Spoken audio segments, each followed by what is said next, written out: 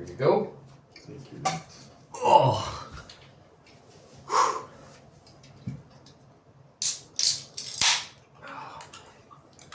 This is gonna be a long video. Yeah. Hope we finish by 6. Yep. Hey, hello everyone. My name is Chris, and welcome to, I'd say it, a vlog. It's a vlog. Tactical one. More of a, yeah, kind of tactical vlog. So, this is my friend Wolf. You already know him. Yeah. He's soon going back to Sweden. Yeah, 1 week. In a week. So we decided to make another video together. So we decided to actually gather all of our Apex kit for airsoft, all of our gear, everything we own, well, almost everything. Yeah. And put it in one room and just go through every single little detail and explain you what type of gear we use, why we use it, and all that, what we carry on us, because I got questioned a lot, like what kind of setup are you using, what kind of kit you carry on you. So we're gonna go through all that in this video, and yeah, you want to say something, Wolf? No need, you took care of everything. Let's proceed All right, so to the gear. let's first talk about Apex team. Wolf came back from Sweden. He planned on living here and staying here, but that was short term, and he moved back to Sweden. Yeah. But while he was here, we created Airsoft Team Apex, and our primary focus was on CQB. Yeah. We planned on doing CQB for most of the time, but we got into all kinds of trainings. We created our training grounds nearby where we live here. So we got a permission to use this one big abandoned building that everyone is breaking into constantly and doing all kinds of crap, and we're honestly just fucking tired of it. So yeah, there are people constantly trying to get inside that building thinking they'll find I don't know what, but whatever, they never find anything. So we just keep repairing the damage and everything they constantly do. It's just been fucking over it for a long time. We've worked around that building for a long time. It was full of trash. Backyard was covered in vines and everything, and I cut it all by myself with a machete. Yeah. A fucking machete. Yeah. So I cut the entire backyard. We cleaned the entire building from the inside, from the trash.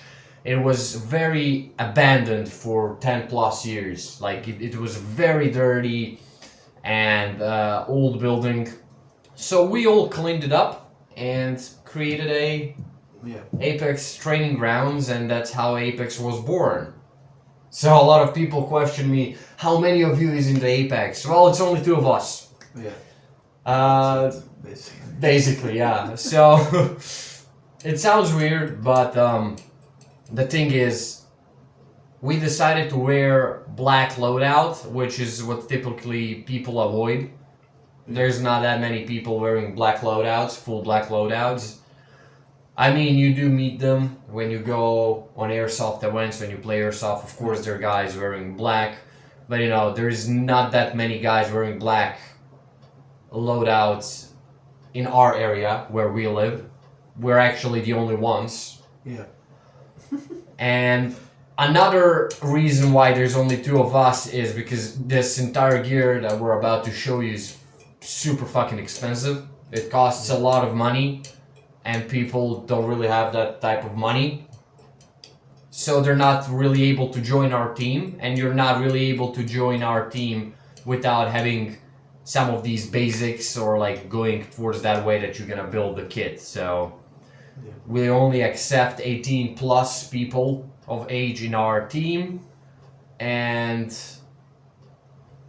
yeah, we need serious players. We are Commitment.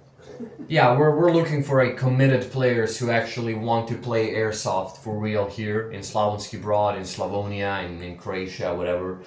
Um, and it's super hard to find such people. So, yeah, we weren't able to recruit anyone in the team. It just costs a lot of money. It's an expensive sport. It's a very expensive sport, and where we live, there is not a lot of people interested in that kind of sport, in airsoft. So it's really hard to get people into it. It costs a lot of money. We wear black loadouts, which is what people typically don't like, especially in the summertime. It gets super hot, you get super sweaty. You're visible, etc. Yeah, in forests, you're like, you're a very easy target. So you're not camouflaged. Yeah. But on the buildings, and when it comes to CQB, you're absolute fucking god. Yeah. Especially when you have that dark shade inside and the sun is hitting from the outside. It is much harder to spot you inside a building. Yeah. So it's a great advantage. But you know, it's airsoft. It's supposed to be fun. You're supposed to have fun. Yeah. So I don't really see it as something that serious to the point where I'm gonna go and bitch about camouflage. Of course, it does help you. Yeah. Yeah. I mean, everyone has their preferences. Yeah. So, anyway, guys, after all, it's airsoft. It's supposed to be fun. So nothing else really matters that much than having fun in airsoft. So we got all our gear in front of us. So we will start from bottom to the top. Should we do it like that? Yeah, we're gonna go from the feet to upper body. Yeah. So one of us will have to walk back and forward. Since this is my YouTube channel, I'll give you the honors to walk. Yeah. And bring stuff. Is that fine? Absolutely. All right. Okay, so we go from you or? Well, let's just bring yours and mine in the same time, and we're gonna talk about it. So let's start first with the boots that we're using. So I'm using two types. At the colder weather, I like to use at the hot or colder weather, I like to use my what are these? Hikes Eagle 2.0 leather boots. So this is leather, and man, these boots been through a lot, right? They've seen a lot of terrain. I've used them in all of my urbex videos almost. These boots been through hell and back, and they barely got any scratches on them. Yeah. I repainted them. I used shoe cream on them, and look at that. Yeah. Almost like brand new. Yeah. I mean, worn signs are visible, but Hikes Eagle 2.0 leather boots, top notch. In general, Hikes boots are really, really high quality and really good. So these, I'm telling you, they've been through a lot. They've seen a lot of airsoft combat, and they just work. Second pair of shoes I use at the summertime when it gets hotter is just basically Salomon running shoes, which is what I wear usually as a civilian when I walk down the street or if I go anywhere. I'm always wearing these Salomon XA Pro 3D shoes. So those are basically running hiking shoes. They have a contra grip system at the bottom down there, and these shoes have also been through a lot. They got a lot of kilometers on them. They're not as quality as they used to be, but they're still very good, and like a lot of operators worldwide carry Salomon shoes for urban operations or like in general. I've seen a lot of guys going with Salomons, and they're really good. Wolf, on the other hand, has only one pair of boots, so you can talk about them if you want. Yeah, I chose How do you even pronounce them in English? Lova. Yeah. Lova. I use Lova boots, Yeah. and I can say that they're pretty good door kickers. That's why. I Yeah. picked Oh them. yeah. Yeah. They're definitely a good door kickers, man. Like Yeah. you're taller than me. You're heavier than me. Yeah. He has a role of a breacher in our team, and like he breached so many fucking doors with these boots, man.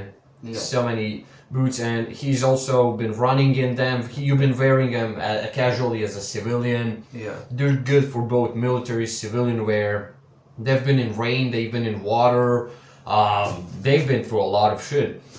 The cost of them is around what?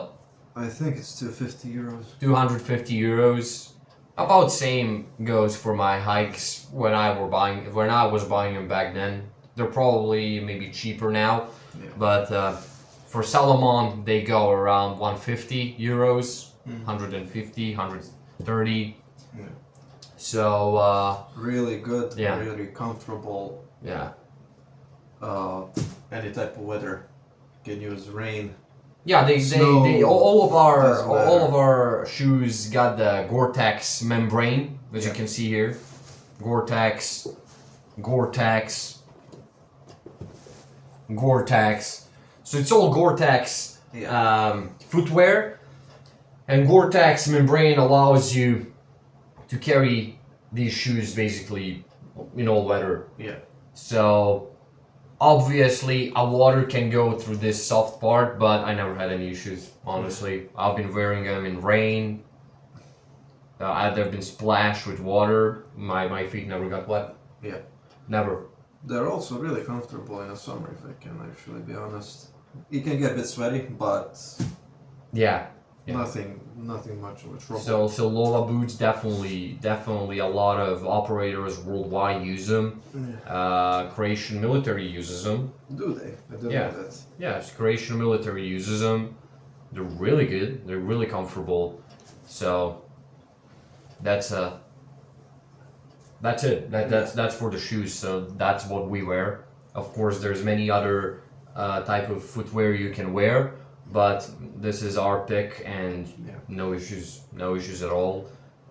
If we're gonna play maybe at some forestish terrain, then maybe it's better to have something a bit higher, just to protect your ankles. But I've been running with Salomons around the forests, no I problems. think I'm also gonna buy one more pair because I wanna use ones in general when I'm out. And yeah, I've been using these ones. Yeah, great. On everything. They got the cap at the front. Yeah. I don't wanna damage these ones Mhm. in the process, so I think I'm just gonna buy a new pair just for airsoft. Yeah. So, They're really great. Also, Yeah. perfect boots for self-defense. Like if you kick someone in the face with that, they can go straight to hospital or graveyard potentially. Like my Solomons also have a hardened part up here. Also goes for my Hike Seagulls. yeah. They have a bit softer point front, but they all got that cap at the front. So that's for the boots. Okay, you can return the boots, and you're gonna grab us the pants, shirts. We're gonna start from that little pile. Here you go. Thanks, mate. You're welcome. It's here. Alright. Here is your clothes. That's the clothes. That's the uniform. There goes yours. Yeah. Okay. All right. So uniform that we wear. I'm gonna start from the pants. Obviously, like I said, we're going from the bottom to the top. The pants I use are Predator pants from Invader Gear. They already come with the pads. You got Velcro at the top, a normal zip. You got two pockets, left, right. You got back pockets on your is it called? It's on tip of my tongue. Tricep? No, it's not. That doesn't matter. The back of your leg. Yeah. I don't know how you call that muscle in English. You also have the ass pockets. That's how we call them. And you got the nice Invader Gear logo here in the pants. So these pants, whoo, holy shit, they've been through a lot. You also got the Velcro at the back of the knee pads to strap them on. So to tighten them, and you got some Velcro down at the ankles, so you can also tighten that. So you got Velcro all across the pants, and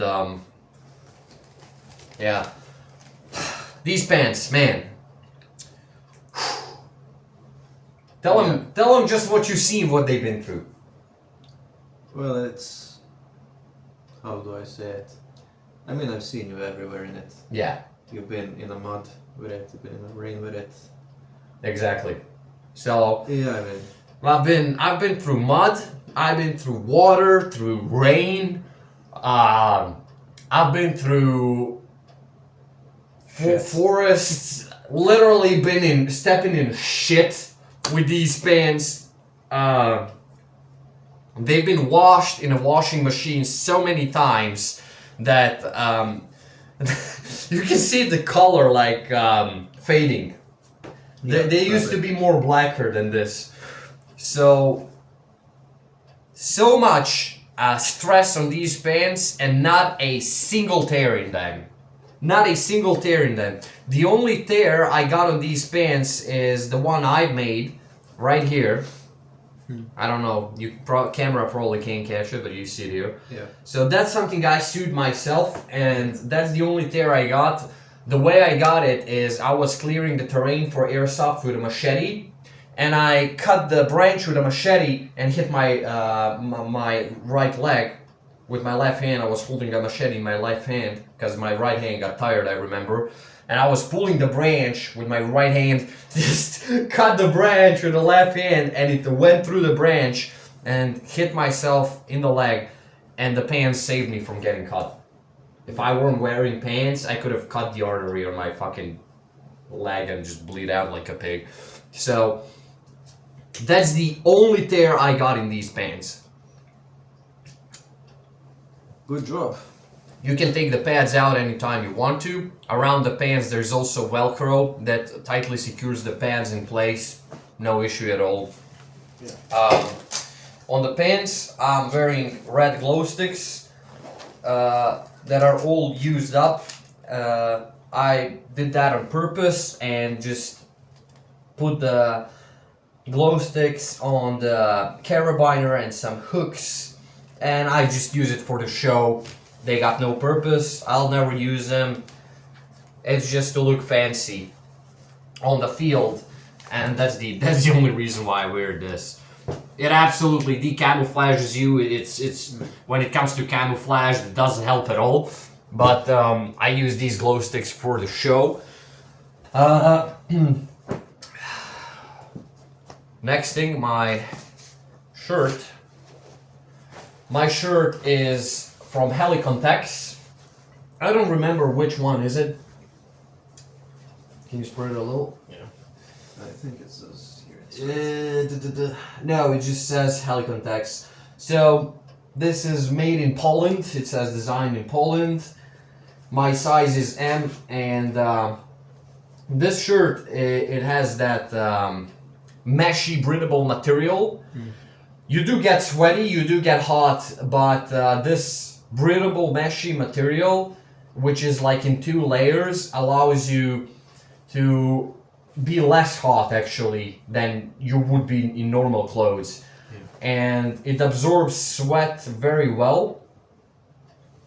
It's super comfortable, it's really durable, so you can see the Slight tears. yeah, those are not the tears, it's actually like abrasion from the plate carrier that I carry on me, and like as I move, I constantly scratch through it, and it just kind of just warms off.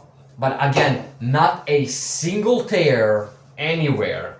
You can see like the signs of use on the shirt, but not a single tear after years of use now. I've been using this shirt for years now.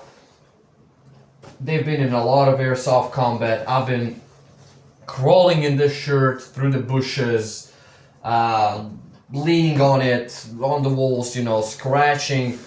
However, the sleeves are made from the ripstop material that does not absorb water at all. So if I were to pour any liquid, it's just gonna literally fall off. It does not absorb water, it cannot get wet. Yeah. So your sleeves will always be dry no matter what. However, this meshy material is just a thin cloth that is also very durable. That does absorb water. On my left arm, I wear my Chris name, and on the left arm, you got a pocket which goes inside here, inside your sleeve, so you can put something there if you want. A lot of guys in combat keeps the tourniquets there or whatever. You also have a little clothish covers for the zips.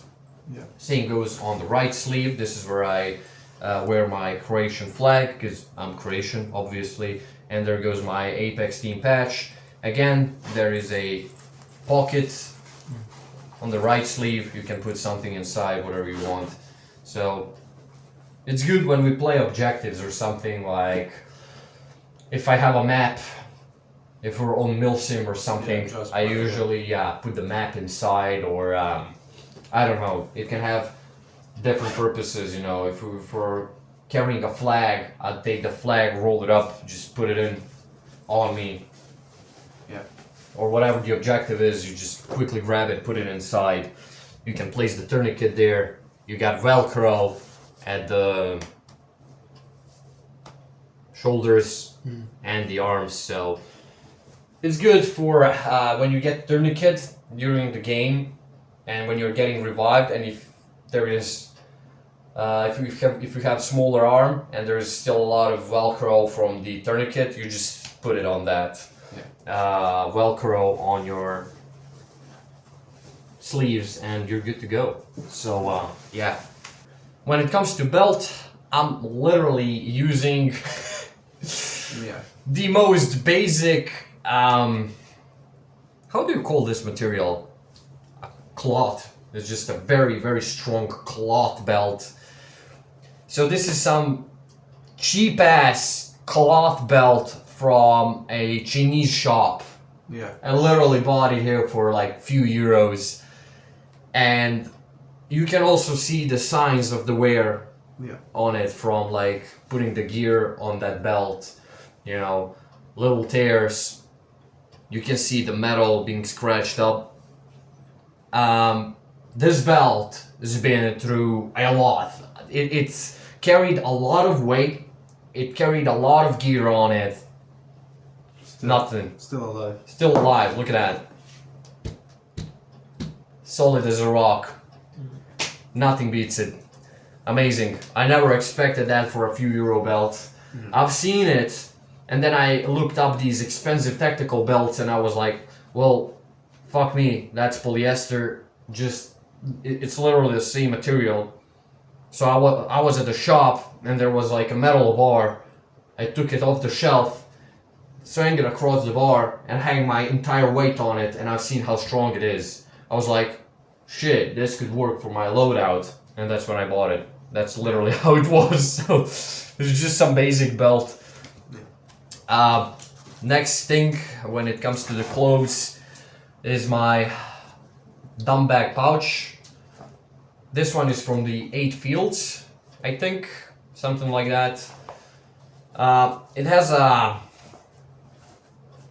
is it a carbon plastic wire or something around it that gives it this shape, which always makes it open.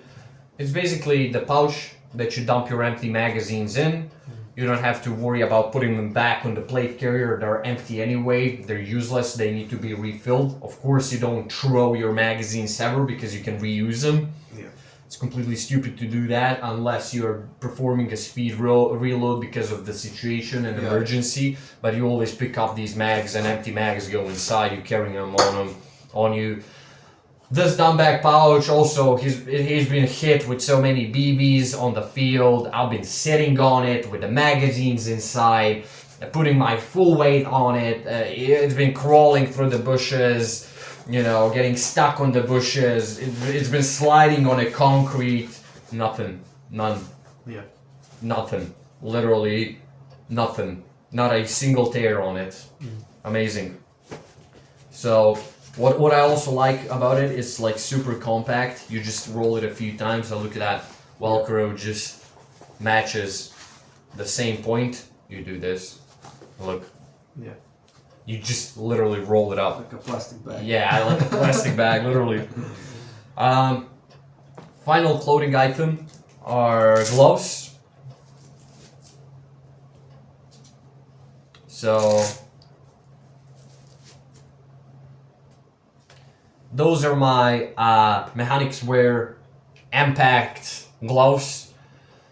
This is a 0.5 quart version. It's a thin cloth, something similar to the shirt material. It is very thin. I don't like fat gloves with that thick material. The reason for that is it's just super hard for me to use the safety, manipulate the magazine release, the buttons. It's just really hard for me in general to do anything with thick gloves and thick material gloves. So I really like these thin ones. However, they tear easier. They're not as durable as people say, and they get very worn off very quickly. Like you can see how faded they are. Yeah. And they're not even that old. This is my second pair of mechanics wear gloves. However, good part is the shock absorption rubber on your knuckles. Yeah. Like when you're aiming with the weapon and you're getting shot at, if you get hit at a close distance with a BB, it doesn't hurt at all. However, if you're not wearing gloves and you get hit in the bone, oh, that just hurts like hell, bro. That just hurts like hell, and you just start bleeding from the knuckles. It happened to me earlier. So another thing it does very well is whenever you're grabbing a surface, there might be glass or something, you're not gonna cut yourself. So they're not anti-cut material, but you also have on the thumb, next to a thumb, you got this sweat remover part, which allows you to wipe sweat. Yeah. It's great. So great design, great gloves. However, not so durable. I'll say that. I think they're way more durable gloves, but in general, really, really good gloves. So I've seen a lot of operators worldwide use them. They have a really nice, stretchy material. It's very comfortable. However, they fade quickly. They get used up quickly, and they can tear pretty easily. Which happened to you. Yeah. You were throwing a flashbang, you put the ring finger through the pin, and the other guy, what happened? Pulled you aside. You went between us. Yeah, I You went. separated. Yeah, exactly. I wanted to separate you because I was throwing the grenade in, and what happened in the process? The guy pulled to the right side.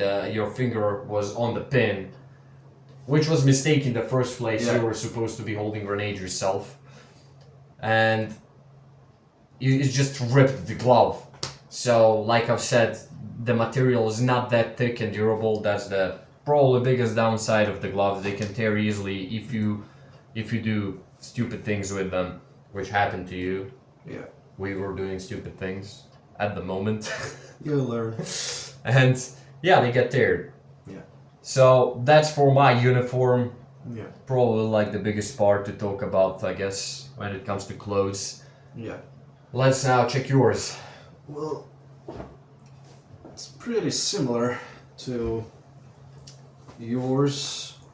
You order all of your clothes from the Temu or something like that. Shane, what was it? No, I bought it like on. Oh, really? You actually bought them? These are JS Warriors. It's a set. So Wolf is wearing JS Warrior pants. Yeah. Pretty similar to mine. Yeah. Yeah, they got the plastic clips for attaching again these chem lights or whatever. Like you have. They got the front pockets, so you can see how his pants are much more blacker than mine. Yeah. Now, if you like go back, actually, well, I'll just do it for a comparison. I mean, it's there. it's almost there, but you can definitely see like more blackish color. Yeah. Camera won't probably pick it up, but I can clearly see the difference with my eyes. It's not that big of a difference, but you can still see the difference. I think I have a few more pockets than you have. I have like a pocket. Yeah, you got more pockets than me, which is pocket great. here on the side. Yeah, I have pockets like for everything. Yeah. I have the same thing you do as well on the sides. What are they called again? Back of your knees, like on the knee pads, where it's for. Yeah, where you can tighten it. Yeah, your Velcro is way less used than mine, and it sticks just much better. Mine just almost falls off. Like the pants been used so much. I keep it mostly default. I don't. Yeah, really... you don't wear, for example, knee pads. Yeah. He also got the knee pads. I think you took them out. Yeah, I don't. I don't like knee pads. It feels a bit uncomfortable. Mm-hmm. So, and on the side I have on the waist. Basically, I don't need a belt. Yeah, you can. You got adjustable waist with Velcro. That is also great. Is that a rubber, by the way? That you. Yeah. Yeah, it is great. That is really great. But I need a belt for sidearm for. Exactly for attaching the gear. Yeah. But very similar pants to mine. Very similar material. Still Actually, material is exactly the same. Yeah, Ripstop material, exactly the same. Just like slightly different pants. Same thing, just a few more pockets and. Yeah, a few more pockets. That's it. Shirt is way different though, I think. Shirt is different, yeah. Yeah. Well, not that much. Your sleeves are also covered in ripstop material, which is waterproof. Also, shirt is from GS Warrior. Yeah. You can see it here. Yeah, I bought. It's a set. It's the same. Yeah, it's the same set. I also have a pocket on the side. He also has pockets on the arms. Yeah, shoulders. But I never use them. Yeah. Since I have a lot of pockets. Velcro kind of teared a bit more here, but doesn't really matter that much. Since I use all the pockets on the. What are they called? Jeans. It's very similar to my shirts. Very we similar. were going for the almost same loadouts. Yeah, you kind of copied my loadout almost. Yeah. So it's not So very similar. Yeah. Dumb bag pouch. His dumb bag pouch, however, is a bit different. it's a bit different. It has these clips on the button, so you put them now through the belt, and then you attach it and just click it into place. However, he never needs to do that because you can just push the belt through it. Yeah. So, great thing is you got more of a molly system here, so you can decide how much you want it on your body, further or more hanging or more up. So it's more adjustable. Another cool thing he got is this Velcro inside here, which again allows him to roll the dumb bag pouch in there. Or he can maybe do this and just cover it. Yeah. So it doesn't fall off. But it never falls off. I always leave it open. Yeah. You can you basically have another secure Velcro for your magazines not to fall out. But like you said, the bag is wide enough for magazines, for empty magazines to lay inside, and it's not gonna go anywhere. So very simple dumb bag pouch. Also, it's been through a lot. Yeah. You've been sitting in bushes with it. I fell in the range. You fell in the range with it. Yeah, on the concrete, slammed the shit out of yourself. You can actually see the little dirty. Yeah. dirtiness on it. There's a little bit of dirt, you know, just adds the touch to the equipment again. Yeah. Shows it's been used. For the face, I use Yeah. simple Balaclava. balaclava, Yeah. simple texture, and I already paid price once. I got shot in the face by a sniper. It doesn't provide as much protection Yeah. as the mesh, but it also eliminates the bulkiness. Yeah. It is super hard to aim and lean your stock on your face when you have a mesh. Yeah. Mesh protects you the best. Balaclava not so much, but it's just much more comfortable. Yeah. So. And as the gloves, same brand. For the gloves, he's using the same brand as I do, Mechanics Wear. Only his gloves are Impact 3. Cost of them is 50 euros. Yeah. Or was it 55? Something like that. Pretty expensive gloves. Yeah. However, his gloves, now that's the thing that I talked about earlier. I don't like these because they are much thicker. So material on this is like much fatter, much thicker. He doesn't have that much protection on the knuckles. They are protected with the cloth. This is pretty fat cloth. The entire glove is much more bulkier and fatter. Yeah. However, he has shock absorption on the knuckles, which is really important, especially while punching or something. But yeah, I could never imagine myself playing in these gloves. Plus, I am up in the north. I need it for winter. Yeah, they're much fatter, definitely fatter, and thicker gloves. But it's the same brand. It's the latest model. Basically, he has summer version. I have winter version. Yeah. If we can put it like that. Well, we can put it like that. Okay, so that's for the uniform. Another thing we forgot to mention is his name. He also has the same little name plate. Name tag. Name tag, yeah. And the Croatian flag, and he also has a patch here from the Apex. That usually goes on his uniform the same way it does go on mine. So, yeah. I mostly just keep them secure. Mm-hmm. So they don't, wear and tear. Yeah, definitely. Definitely great. I don't want them to. Okay, so put my gloves away, and Let's see. we can bring your plate carrier first up, I guess. We'll do one by one, or like for me. Yeah. Here we go.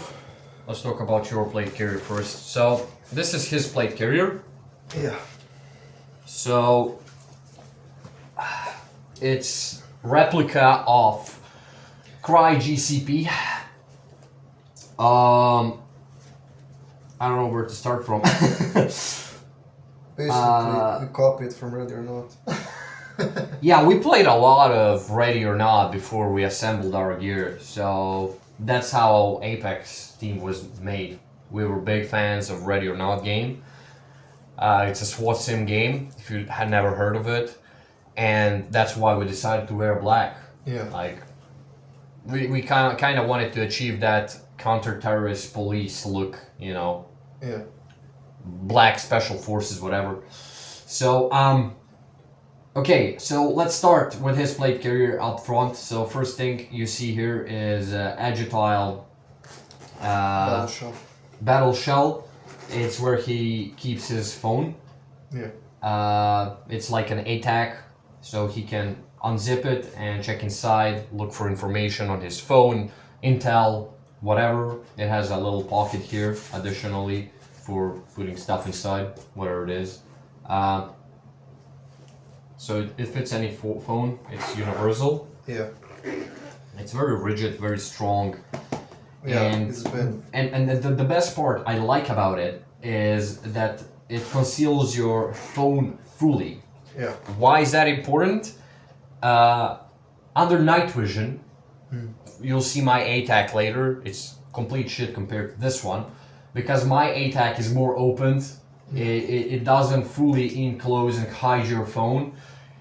And if something happens that you click your phone and it illuminates the screen, or if you're using iPhone and you have IR ID, Face ID, whatever the shit, it's gonna glow. And that shit's visible like kilometers away on night vision. Dead meat, basically. You're basically dead if that happens, yeah, under night operation. And his Agilite battle shell is really good because it hides all that. So no light coming out of that or whatever. Next thing he got here is a push to talk button from Armory. Yeah. Headset is On the helmet. on the helmet. We'll show you that later. I don't have mine. Mine broke down. I ordered a new one. Here he's got the 8 fields kill rag. So on airsoft, when you get shot and when you get hit, you pull that out. Yeah. And you basically got also Velcro. You can put it on your helmet. You can put it here. You know, wherever you got Velcro, you just put it. You can let it hang down. Whatever. It's good stuff.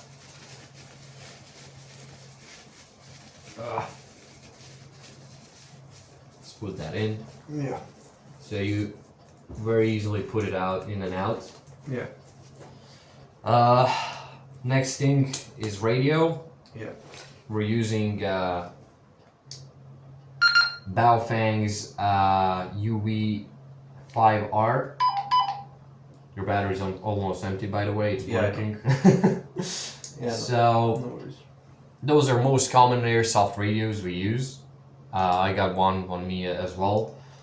I think everyone is using them. Yeah, everyone's using these.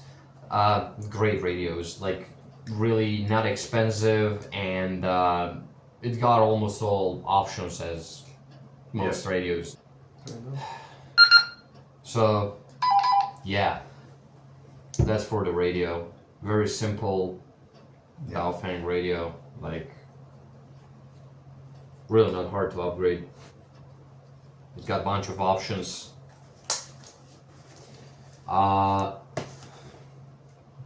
Two glow sticks, they're just basically for the looks. 3 mags. 3 magazines, so the plate carrier has integrated pouches for the magazines. So we're using standard mid-cap magazines. They can hold up to 140 BBs. So we got 3 of these in the pouches. They very easily go in and out. And we're using standard bungee system, which I'm not saying is the best. It's not, especially when it comes to it's a pain in the ass putting it back, especially the last one. Yeah, like when you need to reload, the first reload's always gonna be the slow. The second 2 are gonna be faster because you just literally do this with your finger, you push the mag out, and that's it. So it's always pain in the ass to pull the first magazine out. So and putting this one in also is a bit harder. Karambit knife, we're gonna come to that later. We'll leave it aside for now. Yeah. Super fucking sharp, dude. Leave it aside for now. Tourniquet. So it's dummy tourniquet. Something we use on airsoft when we get hit and somebody comes, they put this around you, you're considered to be healed. So this is not a real tourniquet that stops actual bleedings, but replica that simulates the real thing. Yeah. You also have this spinning thingy. So yeah. Let's just put it back.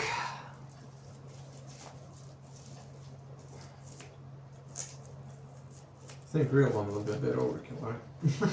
Oh, you can use the real one on Airsoft as well. They're not even that expensive. That's it from the front side of the plate carrier. Now this is the main difference in our plate carriers. The back plate, he's using the one with the flashbangs since he's a breacher, and he decided that it's best if he has throwables at the back that I can come up behind him, pull out, give it to him, or just throw him in the room before we enter and clear it. So as a breacher, he's carrying 3 flashbangs. So these are pretty expensive, by the way, with shipping. Yeah. So those are tag-in flashbangs, model FBG 6. So it has fuse delay of 2 seconds. So if I were to pull the pin now and let go of the spoon, I have 2 seconds before the grenade goes off. So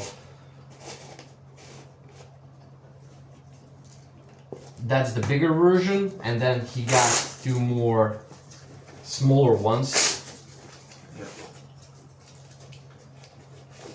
So those are a bit more compact. Let's just pull them out for a comparison. So this is how smaller it is compared to this one. So this is FBG, which stands for Flashbang 4. Also, 2-second delay, same thing, just a bit more compact flashbang, goes bang, and that's it. It has a number 2 here under the pin, meaning it's 2-second delay. So those things are very loud. Yeah. We threw 2 of them. We threw 2 of these. They're fucking loud, man. Funny thing is that actually the more compact one are heavier than the big one. This one's like lighter than this one. That's a funny thing. But when they go off, man. Even with a headset, it's loud. Yeah, it's just super fucking loud, dude, when they explode. Which is what flashbangs are for. That's the point. But in Airsoft, this is considered a kill. So if it explodes near you, you call a hit. At least that's how it's supposed to be. So, super expensive toys. They go off once and that's it. Since his code name is Wolf, in the team he has a Wolf badge from Star Wars, as you can hear. See here, inside he's got the pouch at the back plate, which he can use to put whatever it needs to be done inside. So if we're searching a building for intel or something and we find Actually, test here. intel or whatever, like, Can you put it in? well, we can try putting the ammo inside, yeah. So there you go. He can carry extra ammo inside, for example, if we're on Milsim event or something. So a bunch of space inside. You can put in snacks, Armory, something to eat, a sandwich, whatever. You know. So this has got 1 spare glow stick inside that he doesn't use, but he's there. He's got 2 more glow sticks. Yeah, the front. Yeah, he moved them to the front. Weren't they supposed to be in the back or something? And then you moved them to front? I think we were like supposed to put them on the side. Yeah. But Yeah, just leave it be in the front. It's okay. So, And then yeah, those are the 2 same. We moved them to the front later, I remember. Anyway, yeah, that's his plate carrier. we have water. Oh yeah, final thing we didn't talk about. He's got the hydration pack, which is basically a little bag filled with water. Yeah. It's like what, 2 or 3 liters of water, something like that. Yeah. I think it's 2 liters, 2.5 liters of water. So he's got a hose, and you put that white thing in your mouth.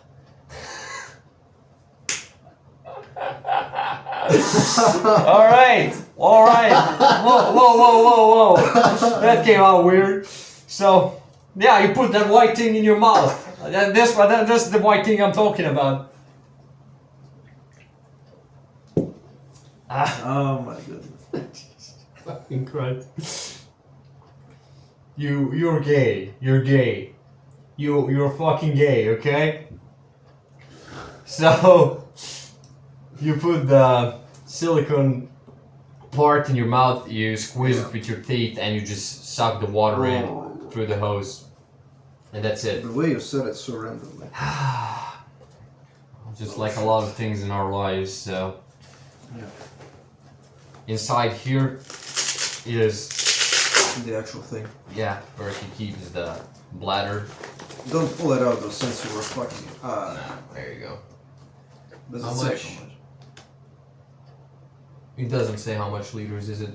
Wait. Yeah, 2.5. I told you. So, You open that thing up. you open this thing up, and there you go, water goes inside. You close it back up, and that's it. That doesn't go anywhere. Stays tightly into place. It is hooked onto the plastic thingies. They're 2 plastic hooks. You put that back in. It's a bit hard to put it back, but there you go. You just flip it, and that's it. Yeah. You're good with 2.5 liters of water, which can last for some time. Depends. Is it the How much you summertime? drink. Yeah, and how much you drink.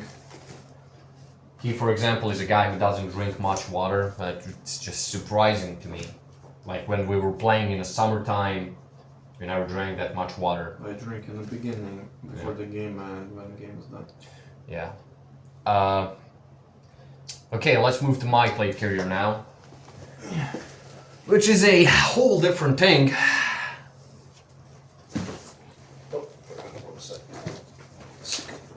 My plate carrier is the exact same plate carrier as his. But there is a Difference in weight. there is difference in weight. So I'm gonna just drop it here so they can hear what I'm talking about. Ready?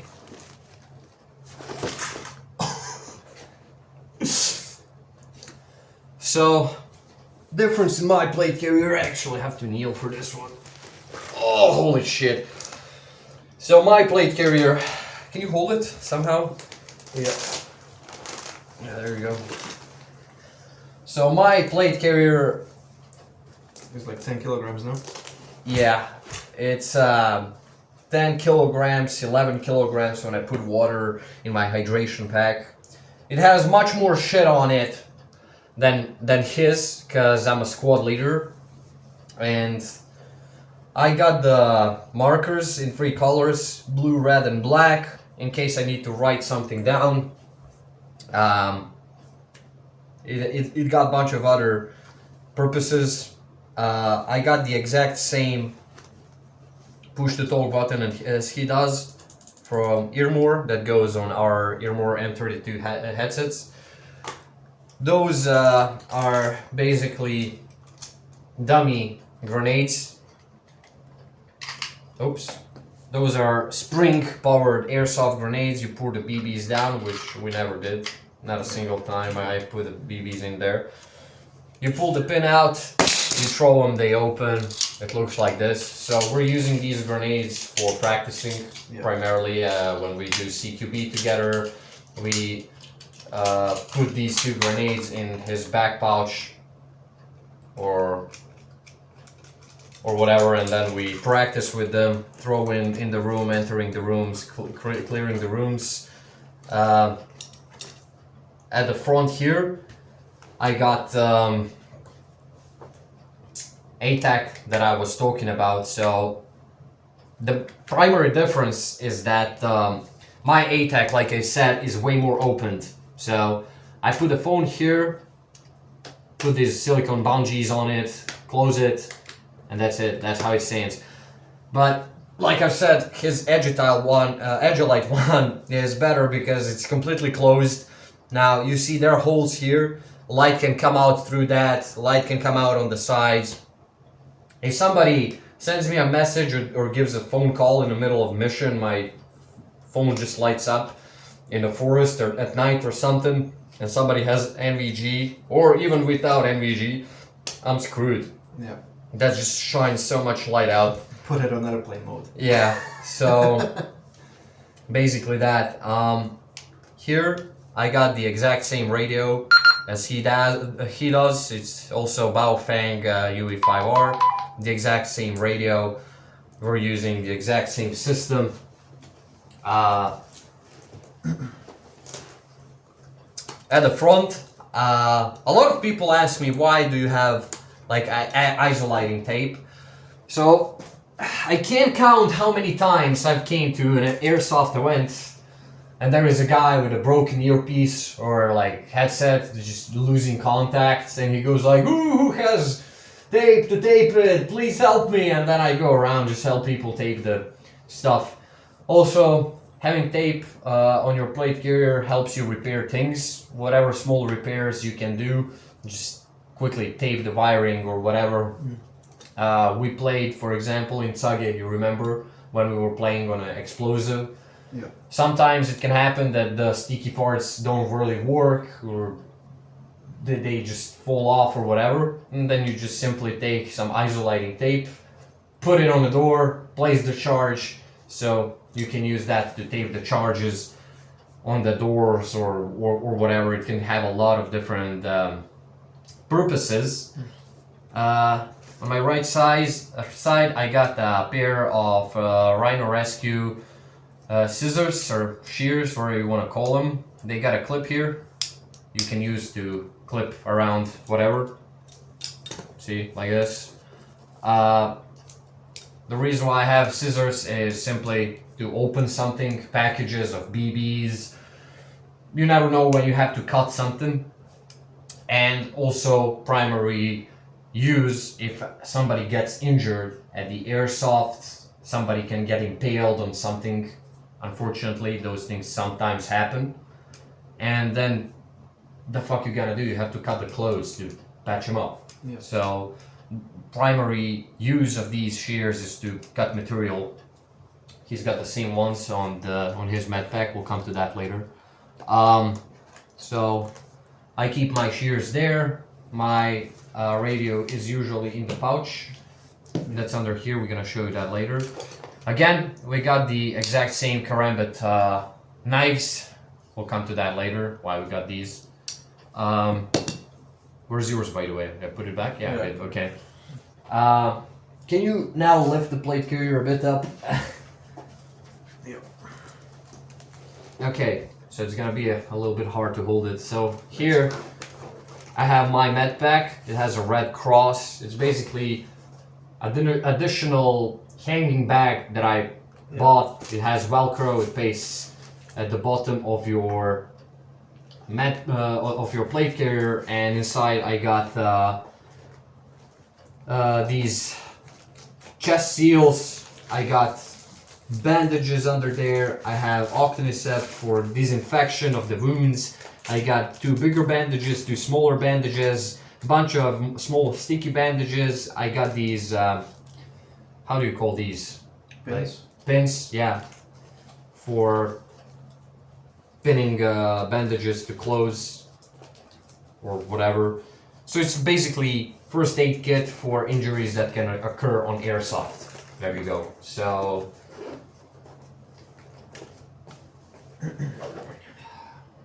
actually, sorry, those are not chest seals, those are gauzes. Yeah. I didn't buy chest seals because it's not like you're gonna get shot with the real bullet. Those are gauzes, sorry. So I have gauzes, bandages, stuff that you need to fix the wounds that can occur during airsoft. Not more than that. I got 2 glow sticks. They're just for the show. Again, both are used up long time ago. I'm gonna remove these because they're pissing me off. At the side here, I got the exact same tourniquet that he does. We already talked about it. Yeah. So I'm not gonna talk about that again. Turn the plate carrier around. At the back here, I got a flag from Brothers in Arms. It is I Shall Not Fear flag with a crusader kneeling with a sword and a bunch of demons around him. It's a great motivational flag from brand called Brothers in Arms that we both support. It's a German brand, military brand. At the back, I got the hydration bladder that is actually a backpack in the same time. So I have a huge pocket here. Look how deep that is. So I can fit my almost entire arm up to my elbow inside. So it's a great pocket for putting tools, breaching tools, maybe bolt cutters, putting more ammo inside, intel, whatever we can find. Again, you can put food inside, bunch of different things. You can take that bladder off anytime you want to. I don't have any back plates or whatever, so he's got a back plate and I got the bladder that is in the same time backpack. So this is where you open it, you put the hose inside, and you have a much easier way of putting in water. Yeah, definitely than you, but your panel is much more compact than mine. So that's it, and now just lay it down. The main part, again, this is a small radio pouch. Very simple. It's not exactly the same as his. His is better. I like it more because, again, it's completely covered. It hides the light from the radio pouch. Can you bring yours for a second just to show him what I mean? Yeah. Thank you. So his radio pouch is completely covered. Again, if this happens, you're playing and you're in dark and your screen illuminates, lights up, because you just got the free, if someone talking on the channel, no one's gonna see that because it's completely covered. Mine, however, is not completely covered. My radio sticks out, as you can see here. Yeah, I can close it anymore. Yeah, and this is how my radio looks up. So if somebody now starts talking or whatever, you see, you can clearly see that screen. So that's a downside. Maybe I should get a better radio pouch. However, main difference is the first thing he said is the weight of the plate carrier. So I'm gonna try and pull out one of these now. Please, dude.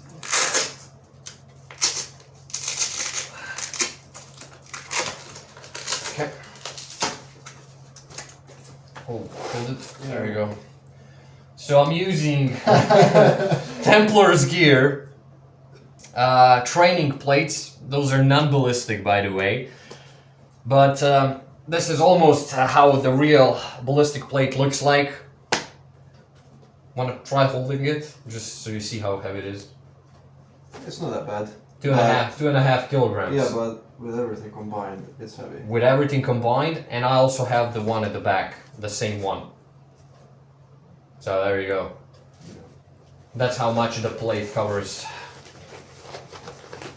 Yeah. It starts like here, right? Yeah, it should go up until here. Yeah, so it covers your lungs, your heart, basically. Maybe we can do that in another video. Yeah. But yeah. Good shit. That's the plates I'm using in my plate carrier. Now the main worry I got is this is actually a cheap ass airsoft replica of a plate carrier, and I do not know will the stitches hold. Yeah. That plate carrier also has been through really a lot of stuff, and it's seen a lot of terrain. I've been prawn in it, I've been in mud with it, I washed it in washing machine multiple times. So it's a Cry Precision JPC replica of plate carrier, and it's been through a lot, really. So I think it's from GFC. Yours is from Delta Armory. It's pretty much the same, the exact same thing. Yeah. So I don't know how strong the stitching is on that. Probably not as strong as on the real plate carrier, obviously, because it will cost 50 euros otherwise. But yeah, we'll see. Time will tell how much will that hold. I'll just put that back in now. All right, put this back here. Put this back here. Just hold it. And, oh, there you go. Yep. So that's it. It is 8 kilograms without 2.5 liter of water at the back, which means 2.5 more kilograms basically. So we come at the realistic 10-11 kilograms with training plates. It's heavy. That is heavy. So that's a lot of weight on the plate carrier to carry. And I'm a guy who likes fitness. I like training, and you know, I want to get. It's even more realistic. Yeah, I want to get to the real thing as much as I can. So that's the plate carrier I use as a squad leader of Apex. So yeah, you can put it away. You can put it away, and next thing you can gather are things we put on our belts, I guess. Magazines, sidearms. You can get my sidearm that I actually forgot to prepare. Magazines for it. Yeah.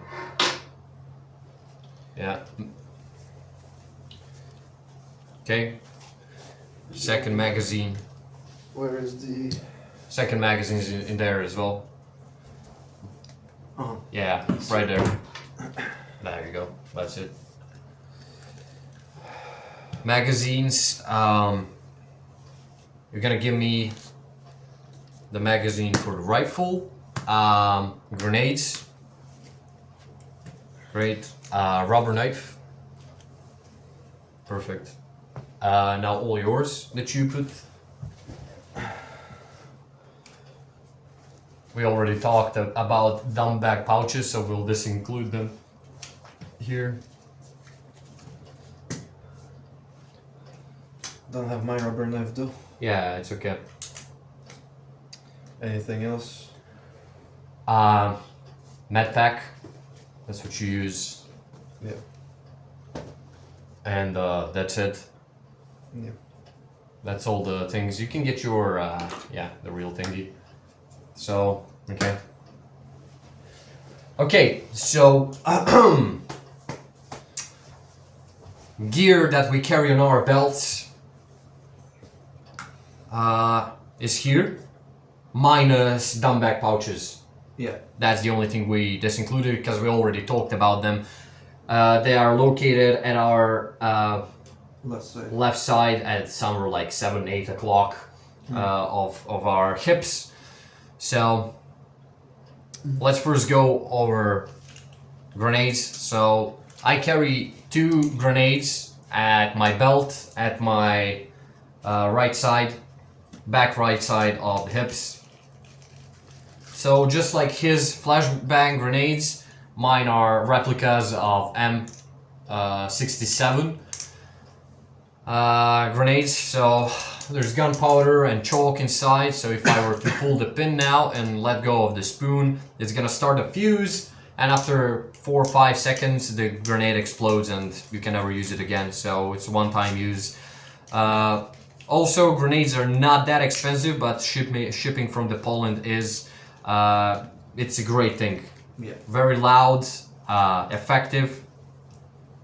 It helped me clear out the buildings on airsoft.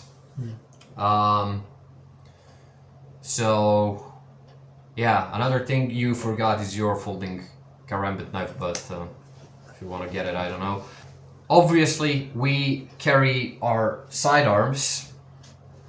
So I'm using Glock 17 while he is using SSP1. SSP1 from the Norwich, which is replica basically of a 1911. Yeah. Despite the amount of ammo it can hold, it's more of a 2011, but yeah, it's replica of modern 1911. So you could have seen already reviews for both of these sidearms on my channel. So this is my Glock 17, originally produced by Armory with a Glock license. So everything is exactly the same as it is on the real sidearm. Both of us are using spares light. Actually, pointed on the wall there. So green dot, green laser, and 500 lumen flashlight, which also has a strobo mode. Yeah. If you hold the button, so you can turn them both on or independently, whichever suits you and the situation. So Glock 17. The main difference in our sidearms is his runs on green gas while mine runs on CO2. Advantages of green gas, I'd say less stress on the entire gun. Yeah. Parts don't waste so much, while my Glock barrel in my CO2 Glock, I already changed one. This is my second barrel, and the second barrel also started wearing down. So everything on CO2 pistols wears just so much faster because CO2, it just kicks much more, and it's definitely more expensive. Those cartridges, CO2 cartridges that go inside a magazine here, and then you take the Allen key or hex key and screw them inside. The vents get hurt much faster. I already changed one vent on this magazine, so it's not its original vent. I had to find a spare one. Finding spare parts for pistols is hard, and that's definitely biggest downside. But other than that, the realism is on point. My Glock has very realistic recoil compared to his SSP. Even though his SSP is not bad with the recoil, but definitely you can feel more recoil on my Glock. It just jumps much more when it comes to the realism. So this is one magazine pouch.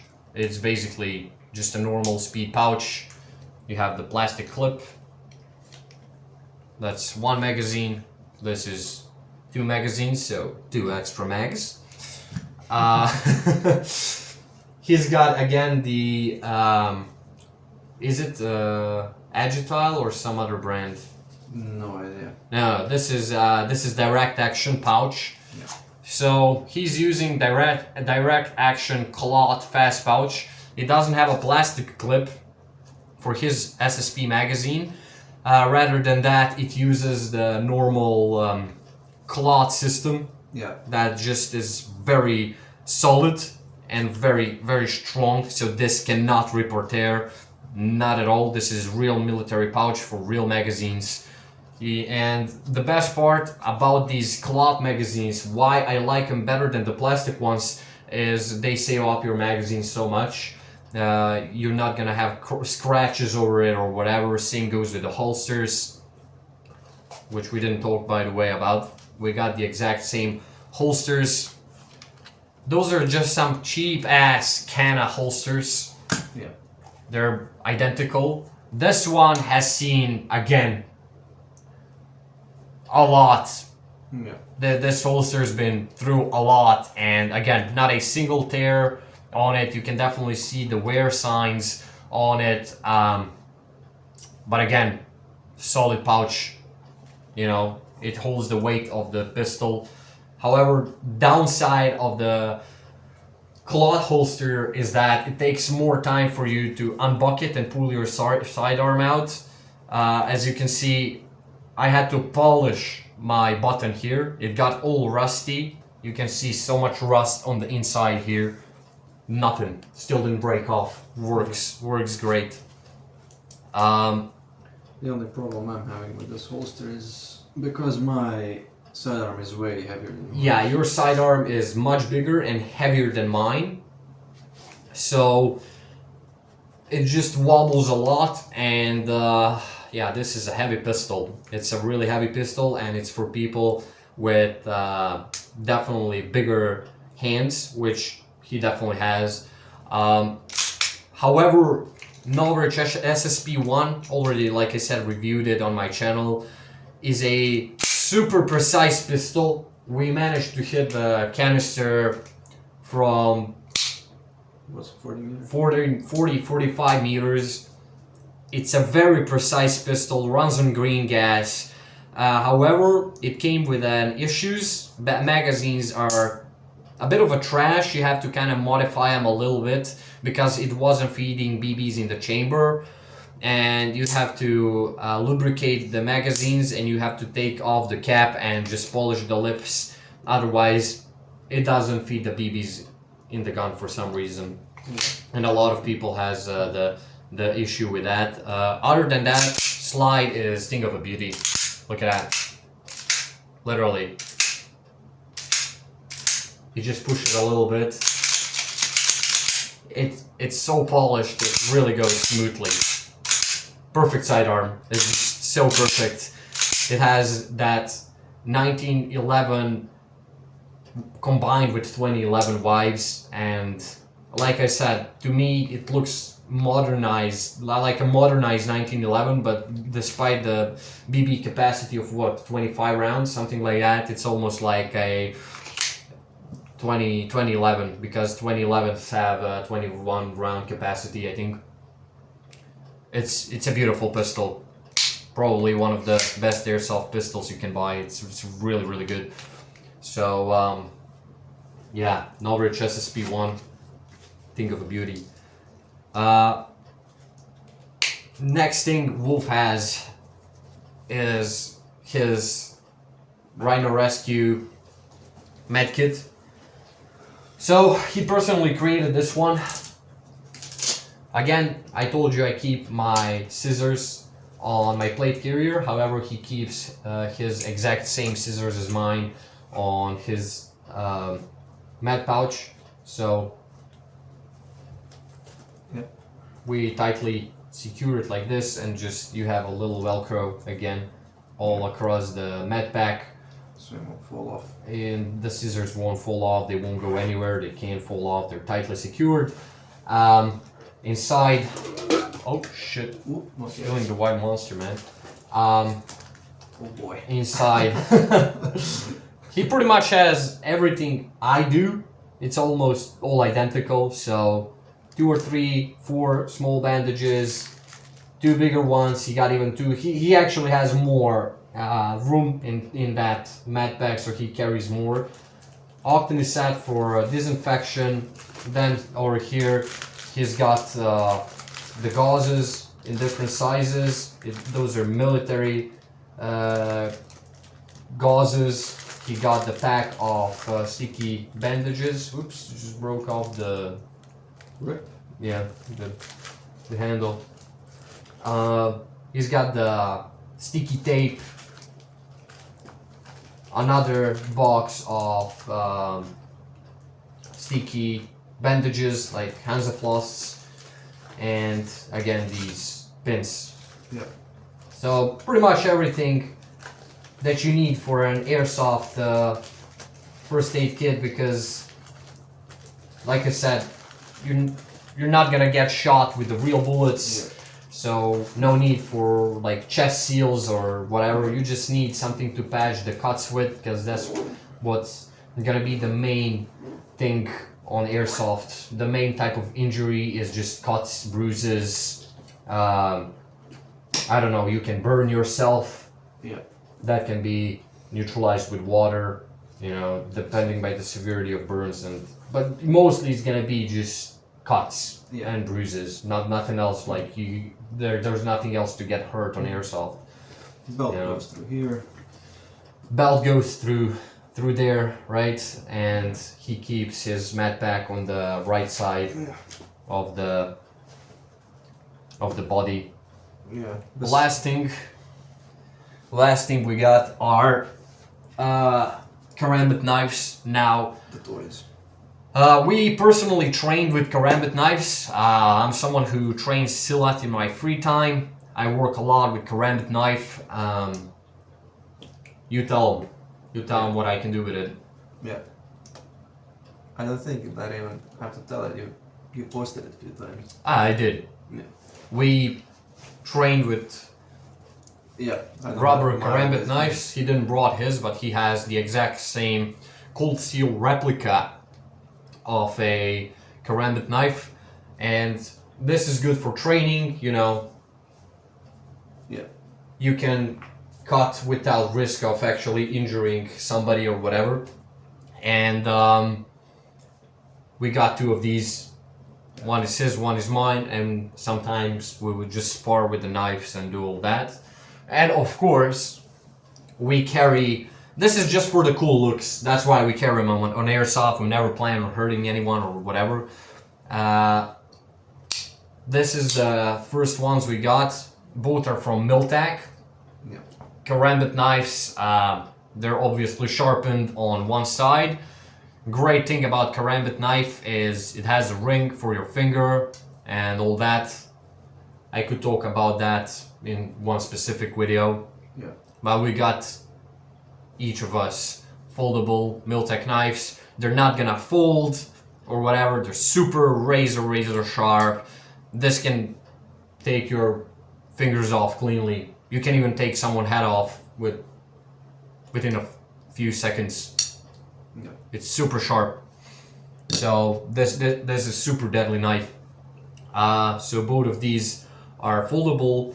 And then he got himself the Armory one. This is a fixed blade. I like it much more than the foldable one because it has the room for your thumb. So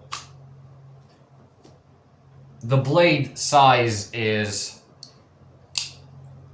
almost identical in length. However, on the foldable knife, it is fatter. So definitely advantage of having the fixed blade is like you get to pull it, you know, much faster and just put it back. You don't really have to mess around with the folding or whatever. Yeah. So it's there and it's ready to go. Again, we carry it on airsoft. If we need to cut something, if there ever happens to be a rappelling with a rope or something and you get tangled in the ropes, you can just quickly pull the karambit knife out, slice the rope, you're free to go. You know, sometimes you get tangled in something and you can't really get the scissors under there or a normal knife, and it's much easier to just take the karambit knife that is curved, just get it under and pull it up. It's gonna cut whatever it is, it's super sharp. So this is the Armory one with a fixed blade and a plastic holster.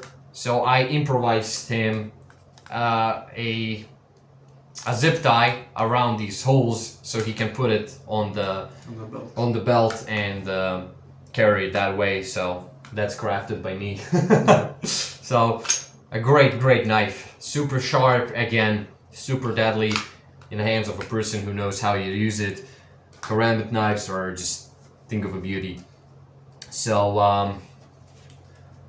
okay, you can put all that away now, and we're gonna move on to the helmets. Yeah. Yours and mine while I decide. Just finished my white monster. I got more if you want. I could actually, but after the helmets. Okay. So put yours there. Put that equipment. Don't mix it up. No worries. Separate yours from mine. Yeah. That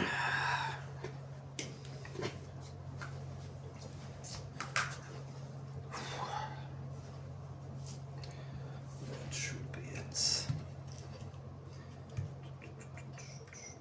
Yeah. can you get the rest of the equipment I carry on my helmet? We're gonna include the face protection and all that. Yeah, that's it. That's it. The camera, yeah. Anything else? The clip for the camera and yeah, anti-fog. For you, yeah, that goes. Glasses. Yeah. All right, so we're gonna talk about the headgear now and face protection. So let's start with the face protection first.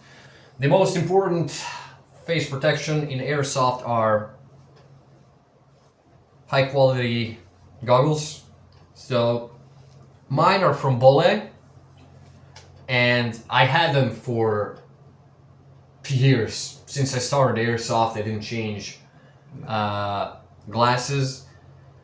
So look at all these scratches and everything from the BB impact. So I've been shot in eyes so many times, and they never failed me. I've been shot in eyes from literally like meter and a half at a CQB, and they didn't break. So Bolle glasses, man, paid 20 euros for them, and they hold up very well. So those are really good. I like the strap thing. Yeah, it's just you can adjust it as much as you want on your head. It used to have a foam inside that goes around your face, but I decided to get rid of it because I get a lot of sweaty, so I ripped that foam out to make it more comfortable and sweat less, and your goggles just get fogged up so much more because of that foam around. The air is not ventilating inside, and like it's hell on earth. And that's where this thing comes in. So this is the anti-fog spray that I bought. I don't know what it is. Anti-bashlag spray. Yeah. It comes packed like this with a little cloth. You just put that on your goggles, and I had this spray since I started airsoft again, and I still got some inside. Yeah. Paid 14 euros for it, for this small bottle, so it's pretty expensive actually when you think of it, but it helps a lot. It doesn't allow your goggles to fog, especially in the summertime, and it just saves the day. It lasts for entire airsoft event. It's really good. Yeah. I got the clip that goes onto the helmet. I'm not gonna put it now because I got night vision, which I'll come to in a second. This is the clip for my camera. Here's my camera. I already made a review on it on my channel and all that. It's a DJI Osmo Action 6, so I'm not even gonna bother talking about that. I'm gonna actually put it aside here. I'm using DJI Osmo Action 6. I also have DJI Osmo Action 4 packed in a box. I'm selling it, so if someone is from Croatia or Slavonski Brod and wants to buy a camera from me, I'm willing to sell it to you.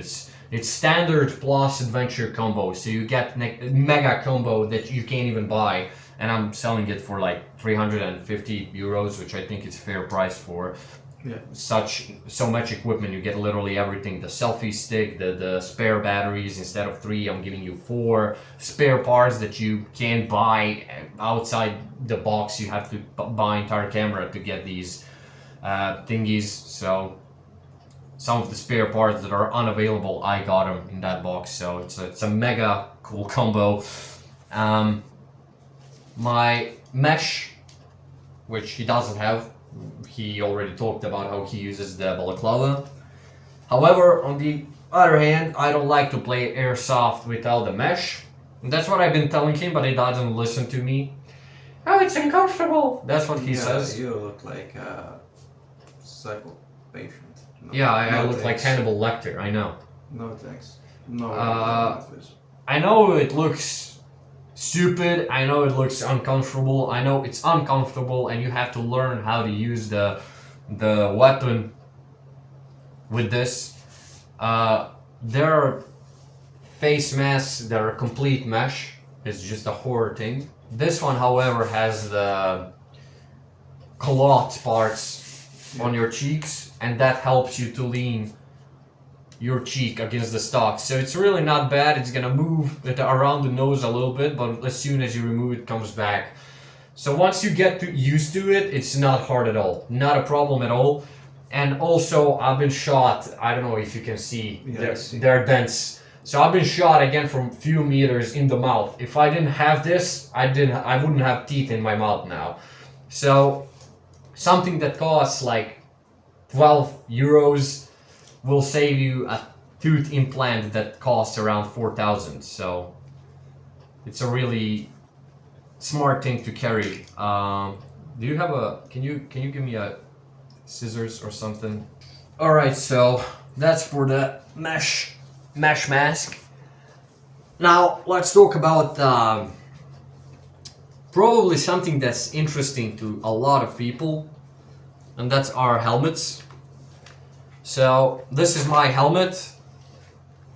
The only thing I don't have on it right now is the headset. I got the exact same headset as he does on his helmet, so I'll show you on his. Mine broke down for some reason.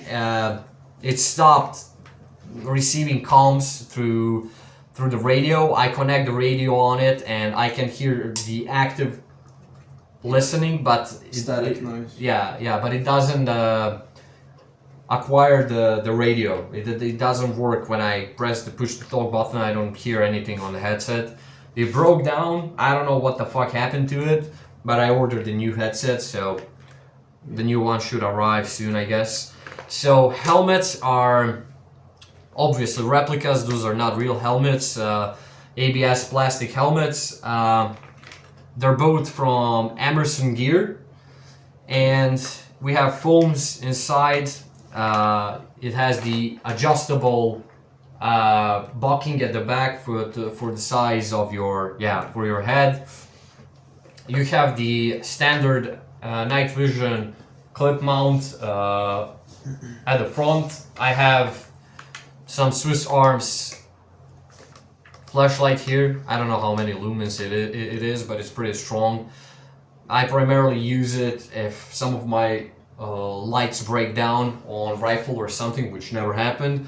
And it's good for some smaller situations, like if you need to put your head through something and see inside, or if it's dark and you need to read something close up to your face. This is a great thing to have.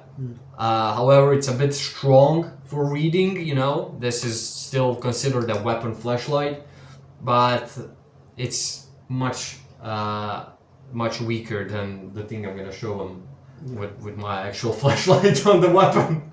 That's gonna be fun. So, at the top of our helmets, we got Hellstar 6 systems, both of us, red lights. They can glow red. They can have a strobo mode with red and white blinking. So, there you go. Switch them, first position, second position. And then if you flip the switch up here, that switches it to IR. And this is the first position is blinking IR, second position is glowing IR. So great stuff. Yeah. So it's almost like a real Hellstar 6. So I think you can even use this in like on a real helmet, this replica. Ours are from FMH or the other one. I can't remember. Or the Element. I think it's the Element. I think we got the cheaper versions. Element, yeah, we got the cheaper versions for like, what is it? 60 euros, something like that. So one of these costs 60 euros. And then FMA are more expensive. Apparently they're more durable, higher build quality, but honestly, I smacked my head with this Hellstar when we were playing in those tunnels that I also have a video of. I smacked my Hellstar against the concrete wall of the tunnel, of the underground tunnel. Nothing, it just got a little crack here. Nothing. It perfectly works fine. All works good. So, yeah, you can even see my helmet's been damaged here. Yeah. So this helmet's been through a lot.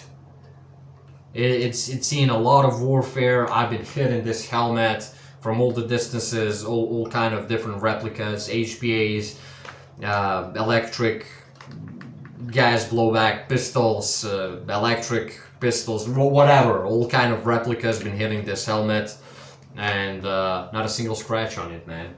Not a single scratch on it. So, really good thing. His helmet, for better looks, only has these big goggles. It says his blood group here, which is B positive. He's got a Croatian patch, just like mine, on the side. Again, Croatian flag. And at the back, he's got the active headset from Armory. So this is Armory N32 headset. It comes with the microphone, and you basically just plug it in to push the talk button, and you plug the entire thing on your radio, and that's it. I usually, like I said, have the exact same headset at the back here with same ARC adapters, but it broke down right now, so I took it off. And that's it. Yeah. The most expensive part of this helmet is obviously the night vision device. So this is the night vision that I also reviewed on my channel. You can check it out. This is from US Nighthawk. This is digital NVG 50. I never been on night event, but I tried shooting with this thing at night, and it's super good. Honestly, it just really works very well. The sensor is so good. I even seen some guys shooting real guns with this thing. It detects IR light exactly the same as the real NVG. Of course, it's not as good as analog. It cannot compare itself to analog, but it does come pretty close to the analog PVS 14. And this is basically the replica of PVS 14, just in a digital world. Of course, there are now even better digital night vision devices, NVG 90, NVG 90 Pro. There is even digital GP NVGs from Goodnight Gear that came out. They're like super good. Like, that's probably the best night vision you can get, like these digital GP NVGs, but they're super expensive. They're like $2,000 and something, and for that money you can get solid analog night vision. So the good thing about this digital night vision NVG 50, it's upgrade to NVG 30, so it goes from 1080 or 144. It goes from 1080p resolution to 144p. So yeah, that's the biggest thing. I also have the lens at the front, which doesn't come with the NVG. This is a wide angle lens. It just extends your FOV. What else can I say about this device? It's pretty durable. Yeah. Again, I've been using it around the buildings, bump my head against the door frames with it, whatever. The only downside is it turns off once you bump against something, so you have to turn it back on. It has a digital compass inside, which is very precise, bunch of different options. Downside is you cannot upgrade the firmware. There is a 60 FPS update on the newer models of NVG 50 with the newer firmware. This one has only 40 frames per second, so that kind of sucks. I was looking for a way to upgrade this, and I contacted the company. They told me I'd have to send them the device, so they connected to the computer, do the entire reprogramming thing, so I had to send the device back to China. So yeah, we're not doing that, but 40 frames works fine. You can see very well with this. You tried looking through it, I tried looking through it. As soon as you have even a little bit of natural light or some light source, it just amplifies it, which is what night vision does. It just amplifies already existing light, and you just see in the dark much better. It has different phosphor modes. You got black and white, you got white phosphor, green phosphor, you even have the color mode, you have digital zoom on this, which is bigger advantage compared to the analog, for example. You can zoom in, see better. So yeah, it works. And for airsoft, I think it's a good device. You know, you're not gonna make a mistake picking this one for airsoft events. So unless you deal with other guys who have analog night vision and night vision that's completely independent on the IR light, which mostly is not the case. Most night vision devices, even the analog ones in complete darkness, require some sort of external light or IR light to see. So even the finest of analog NVG devices cannot see in complete pitch black. So yes, or that's the realistic thing. So they require some sort of external light. But for airsoft, you're not gonna regret it. NVG 50, it's a good pick. So it's definitely going to help you against the people who don't have any type of night vision device. However, if you run into thermals, you're fucked anyway. Yeah. It's not gonna help you against the thermals. Any kind of thermal is gonna be better than night vision, pretty much, I'd say. So you can't compete against that. Okay, remove that, and now we're moving on to the juicy part, which is guns. Actually, before we move on to guns, I'd like to show the backpack that I carry. Yep. The backpack that I carry is the exact same one he has. Yeah, pick the machete as well, bring it here. So I'm using the Miltac backpack that I use for hikings. I use for my adventures. You could have seen it in my Urbex videos and my many other videos. Backpack is older than this all equipment you've seen so far. Backpack's probably one of the first things I've bought, and I paid around 50 euros for it. It's 36 liters. Got a bunch of stuff inside. I'm not gonna talk about it now because it's not part of airsoft equipment or whatever.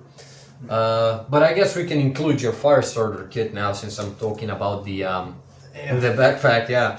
So sometimes we go into nature, you know, practice starting fire or whatever. So he has the fire starter kit, which is really good actually. Yeah. I need to find the angle. Yeah, I need to find the angle. There you go. And the best part, once it gets all scratched up, you just do this. You just wet it a little bit. There you go. Like it's never been used. So, yeah, we do a lot of different things as a Apex team. We don't only play airsoft. So, another useful friend here is Miltac again. Just the same brand as the backpack is my Miltac machete. This machete cutted. I think I've cut an entire forest with this machete. Yeah. So this machete has been sharpened twice, and it's probably one of the sharpest machetes in the world right now. Like if you want to touch it, it is super. Yeah. It is super smooth. It is super fucking sharp. So this is a very, very sharp machete, and it's from Miltac. And also, I repainted it so many times. I've done a lot of things with it. I've been carrying it with me on adventures. The holster for this machete has been patched so many times. It's showing signs of abrasion again because of how I wear it. You know, this is where my pants come, and it constantly hits the pants. So you can see the material worn there. Machete I use for clearing terrain primarily. Like I've said, our training grounds, I've cut entire vines and forests that grew there with this single machete, not a single other tool. Recently, we had a situation where the tree fell on our range, and I came and I cut this huge ass log that is probably the size of this room, even bigger, way bigger than this room, and I managed to cut branches size of his leg with a machete in half. So that's how sharp it is. It's like a sharpest axe ever. It's like super damn sharp machete. So yeah, thanks to the guy who sharpened it. He's gonna watch this video and probably recognize his work, so he did a great job sharpening the machete. Okay, so you can put the backpack back and like that. Let's now move to the guns, I guess. So you can do that. All right. You can bring your AR and bring the whole bag. We'll show the bag as well.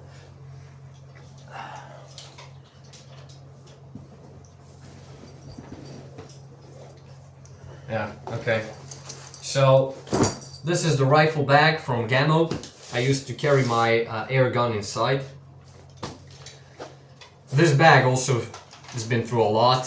It has tearing in material.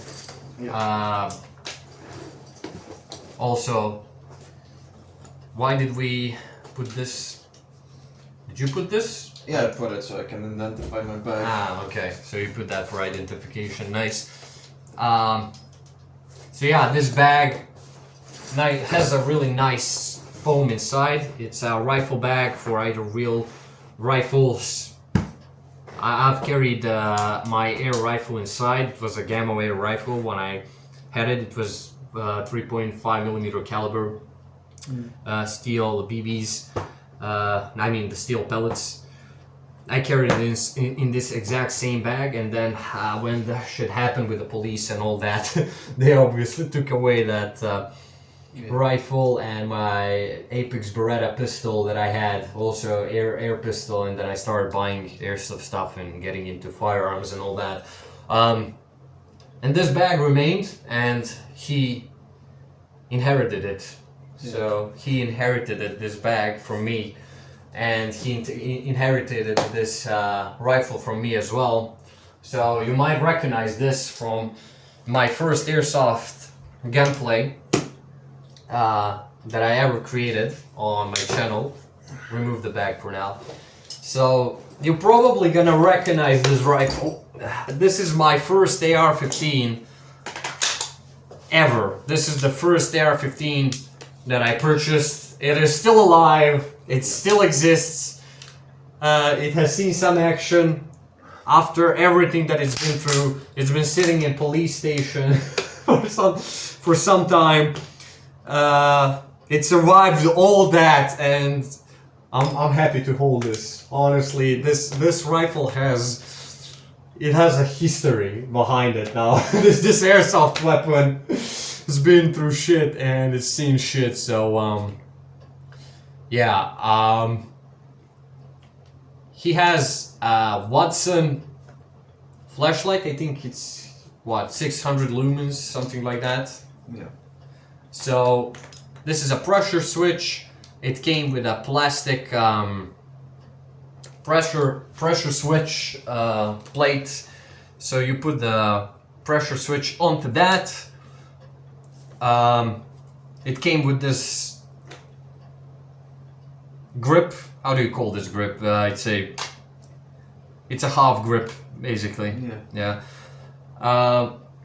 It's a key mod rail. The key mod handguard.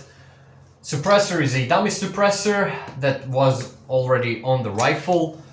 The entire rifle is from Delta Armory. That's important to say. This is an alpha version from Delta Armory Silent Ops, so this is not an ETU version. I also had an ETU version of this exact same replica that I sold once it broke down, but I was using it until I grinded the gears off it. It fired more rounds than this rifle. This rifle is actually pretty new, and it didn't fire that many rounds as and that many BBs as the one I had. So, stock, beautiful stock.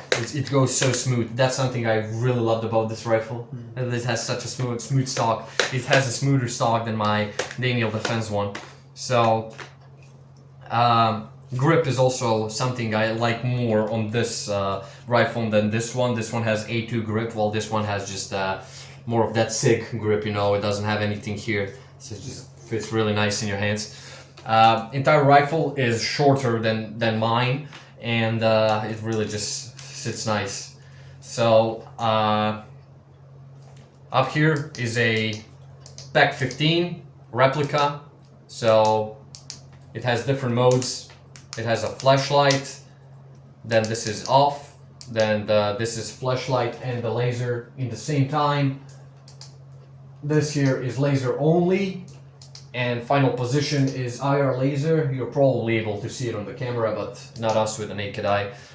So this is actually a Element Pack 15 replica with a laser, IR laser, flashlight. It has 2 rechargeable batteries. What is it? 700 milliamperes from the Phoenix. Yeah. 2 rechargeable batteries inside. The same one, the same batteries that we have in our Health Stars on the helmets. Yeah. 2 in the flashlight as well. And yeah, same as in the flashlight. Yeah. So I got him all the rechargeable batteries for everything. It's the best thing to have because once you waste the batteries, you recharge them and they're ready to go again. You don't have to bother buying batteries. Yeah. Magazine is standard blue box magazines that we use. Mid cap 140 BB capacity. Sight is also from the Delta Armory. So Delta Armory rifle, Delta Armory sight. It's a old replica of HVS Holo, the one of the first Holos created by EOTech. So the main advantage of that Holo is the battery that it uses. It uses like normal AA batteries, so those big ones. And it's super easy, clips back. Don't fuck it up like last time. Nah, I won't. There you go. Learn this time. So it has red and green dot. It has 8 levels of brightness. And he's got the magnifier that's not exactly the same as mine. It looks same physically at first, but it's not. His magnifier is, for some reason, a bit loose, yeah. And it actually doesn't move that much this time. Did you actually strengthen this somehow? Because, go ahead. Nope, didn't touch it at all. It's better now. What the hell? Anyway, his magnifier is very similar to mine. However, mine is much more customizable, let's say. I wouldn't really say customizable. It's easier to use. Yeah. It's got a clip on the side, we'll show you later, where you can remove the magnifier completely, while he doesn't have that option. So if he's using night vision, he's stuck with magnifier like this, which can get in the way when you aim and like you hit night vision with a magnifier and it just gets into your eyes. It's hell on earth. I can remove my magnifier very easily with a clip. Just move it to the side and take the magnifier off. However, both magnifiers look identical, and okay, that just broke off. I'll put a new one. Yeah. So this is a Holy Mary enchantment. Yeah. On the rifle. 10% more holy damage. Yeah, he's a very religious guy, and I'm actually proud of that. So we'll put a new. Yeah. We'll just put a new zip tie. Don't worry. Yeah, that's it. That's probably the main difference about the magnifier, and he can't adjust the focus. Yeah. That's another. So his red dot is a bit higher. No, it's not higher. It's not that clear. Blurry. It's blurry. Yeah, it's blurry because it doesn't have diopter as my magnifier does. So that's the main difference.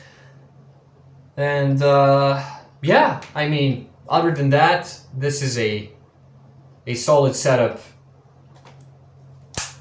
Actually, the exact same setup as I had before I purchased my Daniel Defense M4A1 Block 2.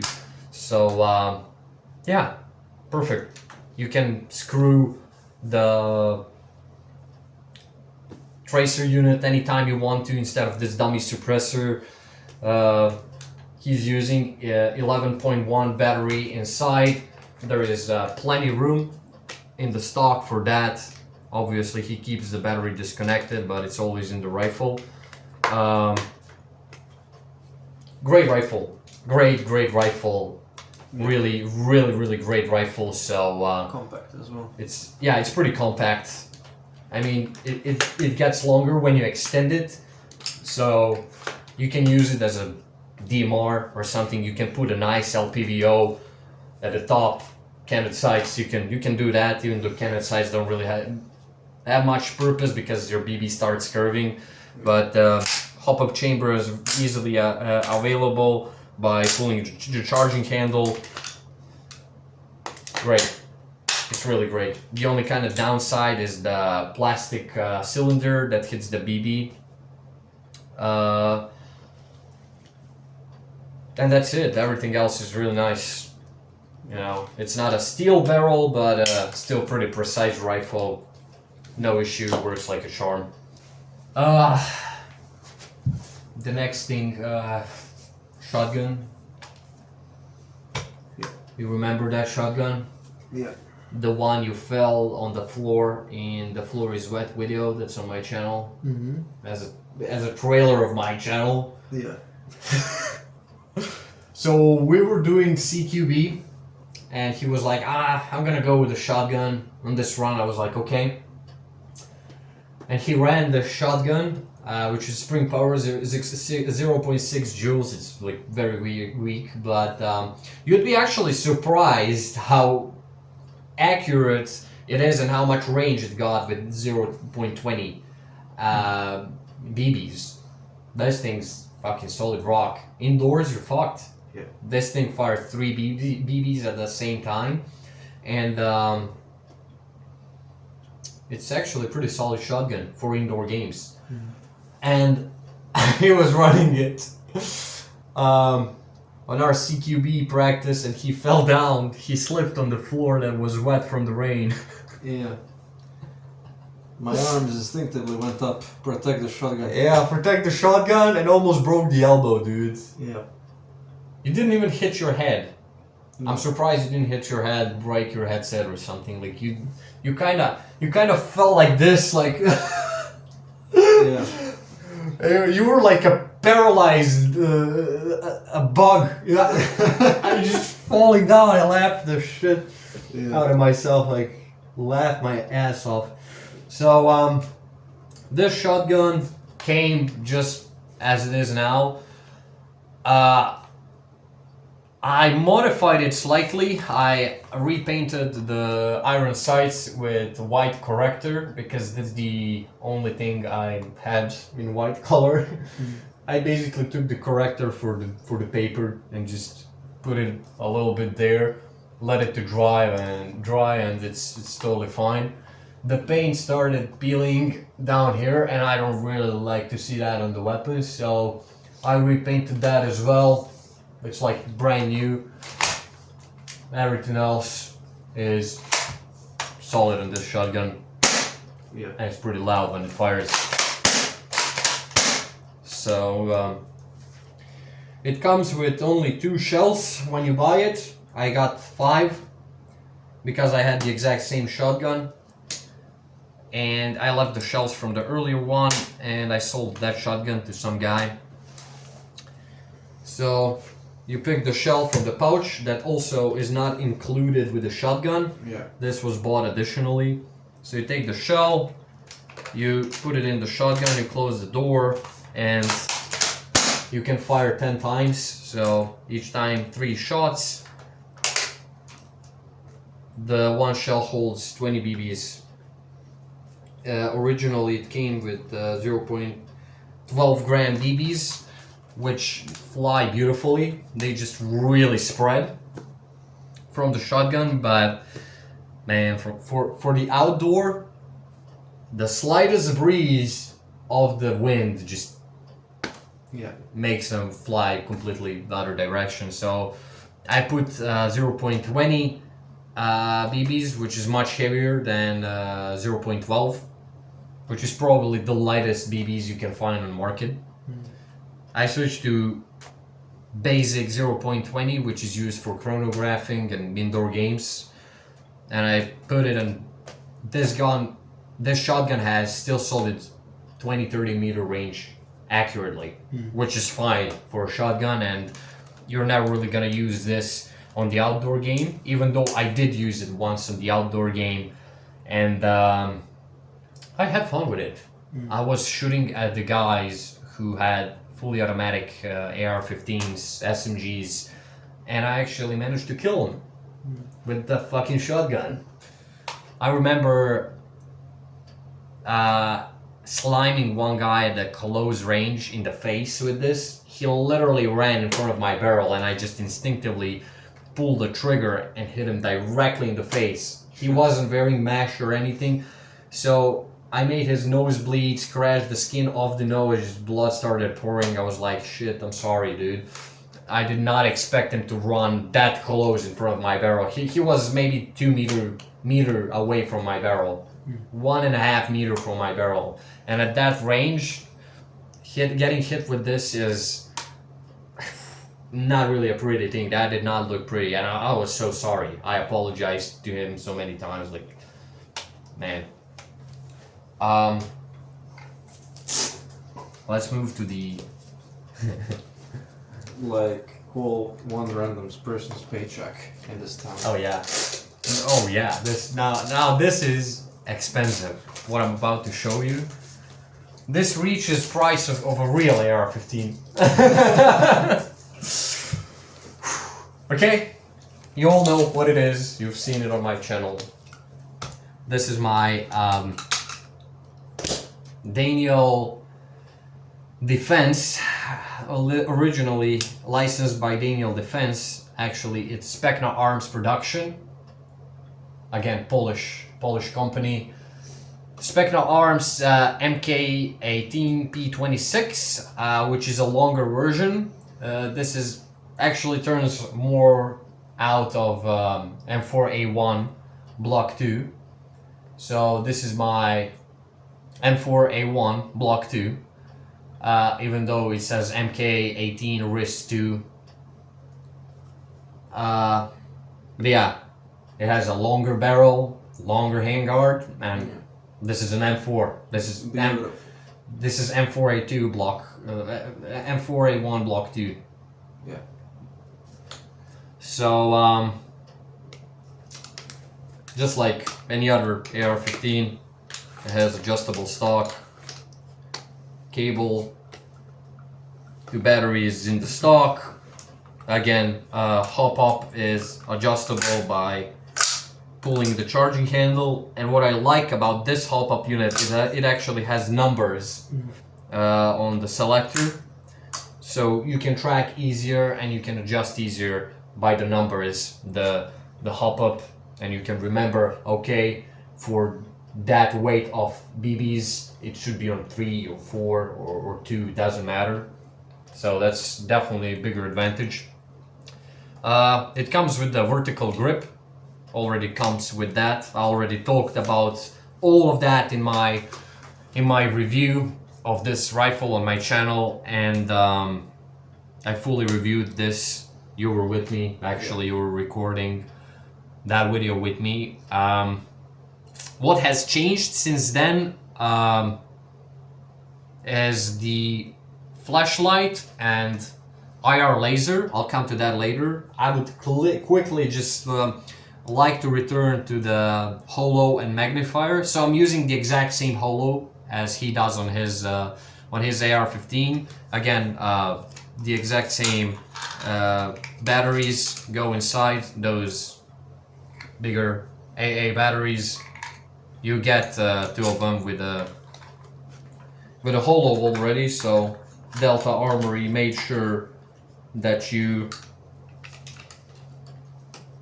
get this holo ready to use. So it's Delta Armory, again, that old HVS replica from EOTech. They also have the same one, same batteries, so it's the replica of that holo.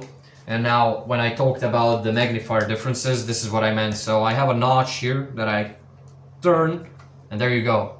Yeah, I can take my magnifier off.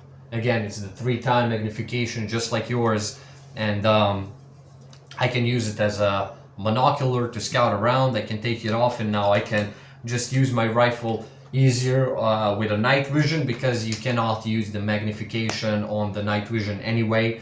So this is just much better option, and I have a diopter back here, you see. Yeah. So that's the main difference between mine and his magnifier. Everything else is exactly the same. Mine is from GS Tactical, so it's a little bit more expensive, more quality, and that's it. Everything else is exactly the same as it is on his magnifier, and yeah. When it comes to magazine, this is the original one from the Delta Armory. I mean, from the Spectral Arms. It's 120 BB capacity, I think. So it replicates the Daniel Defense magazine. Again, I got the A2 grip here. It has the bump for your fingers, which is something I don't really like. I like more flat grips, because then you can grab them nicely with your whole hand without anything interrupting. But yeah, I don't feel like changing grip over that or whatever. Everything is stocked as it is. The rifle comes with a few different springs. None of these springs are good enough for playing. They're either too strong or too weak, so I had to buy the M110 Garter spring and put it in the rifle to make it playable for fields, yeah, in Croatia. Another upgrade I've done is the tip. So this is probably the only steel metal thing besides the barrel inside on the replica. So this is a flash hider that is actually a key component for my suppressor. Now this is not really a suppressor, this is actually a tracer unit. Do you have anything thin I can put around? Yeah, you do. You have the oh shit, sorry, this full. You have the fire starter kit, so bring me that here for a second. So I got a 5KU Surefire replica of a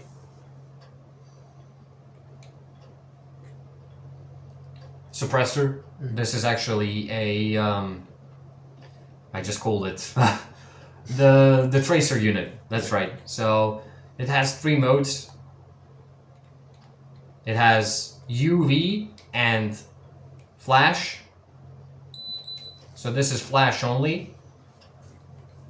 So each time you fire a BB, this just glows and replicates the flame from the barrel, which is crucial at night games. They're required to either have that or have BBs, when this is just now only UV. Yeah. So you don't get the flash, but you get the BB illuminated whilst it flies from the barrel. It's a tracer BB, and then again it just switches back to all that. Yeah. You press it once, you turn it off, you get a USB charge, you can charge it. There's a simple spring inside the suppressor which pushes the tracer always at the top. You push it down, you screw it,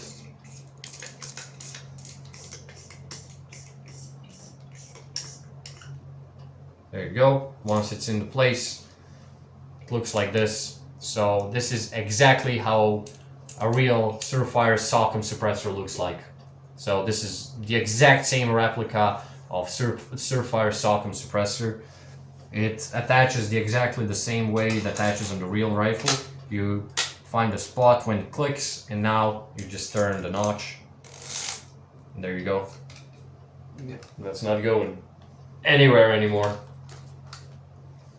And just for a comparison, can you put your AR next to mine? Just so show them the length difference. Now I used to think this AR is big.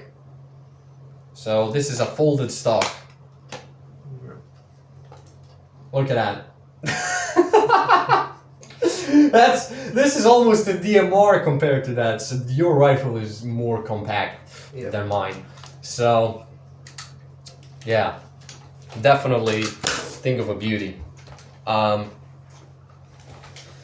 I said I'm gonna talk about later, and I'm coming now back to that, is the flashlight and the laser. So laser is something that I also recently reviewed on my channel, made a video about it. So this is a Watson replica of OGL, which means on-gun laser from EOTech.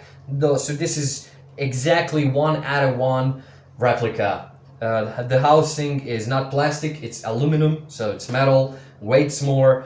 The entire rifle unloaded is about 5 kilograms heavy. Flashlight is probably the most powerful thing on this replica if we're talking about the light source. So you ready?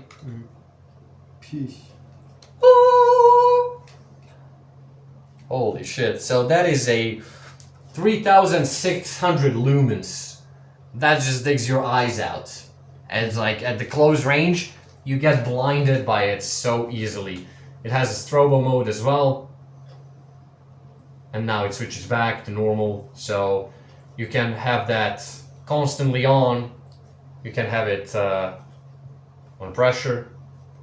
And you can have a constant on as well. See, not touching it. So you can also have a pressure. And it's interestingly done with this Phoenix pressure switch. So this is a Phoenix TK17 flashlight, that's how it's called. It has a rechargeable Phoenix battery inside. The battery is huge. It's 2000 and something milliamperes, I think, something like that. Let me actually check. Don't wanna talk randomly when I can literally just open up and check it. Can you grab the battery from inside? Thank you. How much is it? 2000. It's 6000 milliamperes. So this is a little accumulator, dude. This is like a little battery that you can use to charge 2 phones and then put it back, and it still glows really hard. That's how much power it has. Yeah, it is really powerful. And the battery has the flashlight has some smart options inside. For example, when it starts overheating, it lowers the lumens. So it lowers automatically flashlight until it cools down. Once it cools down, it brings the lumens back up. Or it turns off if it gets really hot. There is a sign up here not to grab the flashlight. I once left it like this in dark space so I could see what I'm doing, and I accidentally put it on my bag here, and it actually melted the bag a little bit. So it started smoking from the bag, and I was like, what the fuck? And I look up and I'm like, oh shit, that's really hot. So you can feel the heat from the flashlight. Yeah. Right? It is super hard, and I didn't even look at it. I was looking at the reflection of your leg, and I'm blind, dude. So I think I just maxed out white light capabilities with this flashlight. It's crazy. It was over 100 and something euros for just a flashlight. The tracer was around 100 euros with the shipping. Entire rifle was around 500 euros, 400 and something, with 10% off. Then magnifier. pleasure. That magnifier, thank you. And the holo were around 100 euros, over 100 euros actually. The holo is 60 euros. The magnifier was around 80 and something with the shipping. So Watson IR laser was around 200 and something euros. So I have over 1,000 euros just in this rifle. Yeah. So it's really, really expensive. The IR laser is really good. So you have green light, green light, the green dot laser, and with this on a real Watson, on the real OGL laser, you adjust the beam of the IR illuminator, how much you want it to be wide or not. And here on the replica, you just basically lower the brightness of the laser, and you lower the brightness of the flashlight. See? Yeah. That is just really nice. Try turning that wheel, see how smooth it is. Yeah. See, it's super smooth. So it's a really, really nice replica. Most bottom position is the strobo laser. I don't know who would ever use that or what for, but it's a thing. Then you got off, that's nothing, laser and flashlight in the same time. Next position is flashlight only. Next position is strobo flashlight. Next position is pressure flashlight. And last position is IR laser that you cannot see, but probably camera will pick it up. So yeah, that's it. So that's for the rifle and rifle setup I use.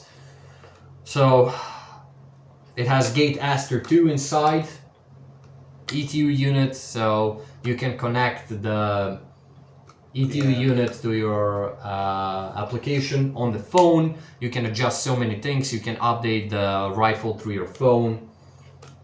Firmwares are coming out frequently. Great stuff. You can adjust so many things like trigger pull, how much you want to pull the trigger until how much pressure it needs for rifle to fire. You can adjust the trigger reset.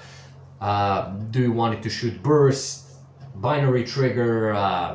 You can even limit the amount of BBs fired, and then the rifle won't fire again until you change the magazine. So you can go full realism on this thing. You can even put a LPVO on this thing and then make it into a DMR. There is a sniper option which doesn't allow you to pull the triggers that quickly. It needs to reset. So great thing. You can do a lot of great things with this rifle. So it's super cool, and it's probably one of the best out of the box rifles on the market, I'd say. It comes with a fully upgraded steel piston. Steel piston tooths, the how do you call the spinning thingies inside the motor? Brushless motor. Brushless motor with the steel mechanical, all the things. I don't know. I can't find the gears. That's right, steel gears. I couldn't remember of the word. So it has steel gears, steel piston, steel.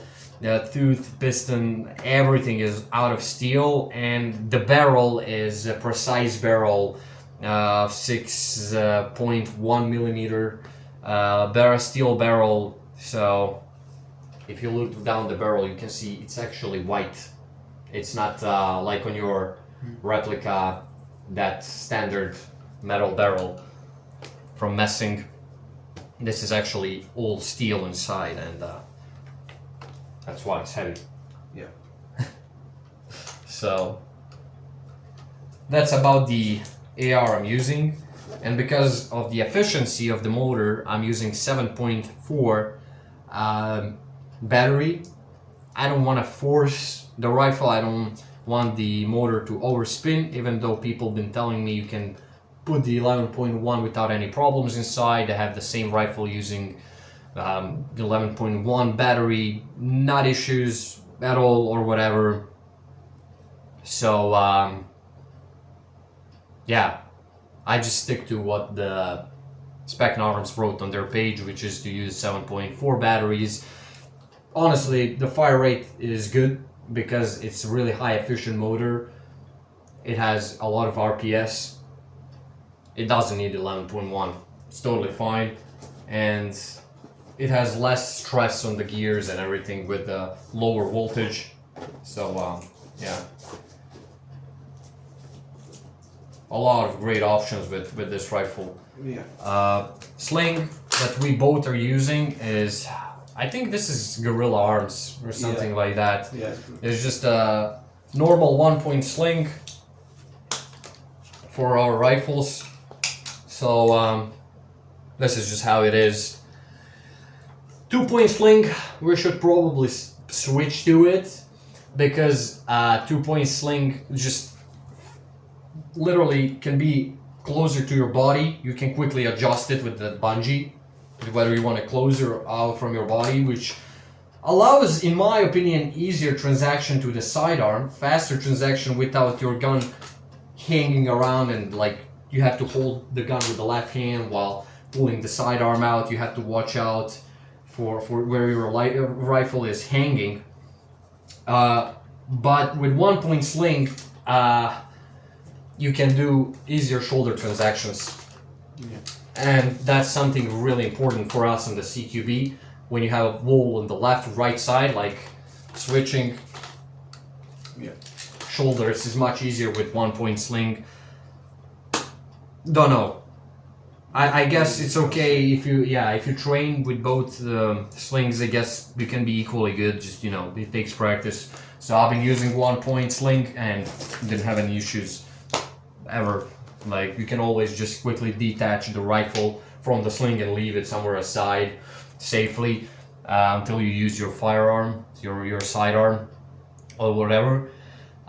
Which brings me to another piece of equipment that we totally forgot to show, and that's a shield. This is also something I bought. It's a plastic shield for airsoft. So can you give me your SSP for a moment? Yeah. So I can hide my entire body behind a shield.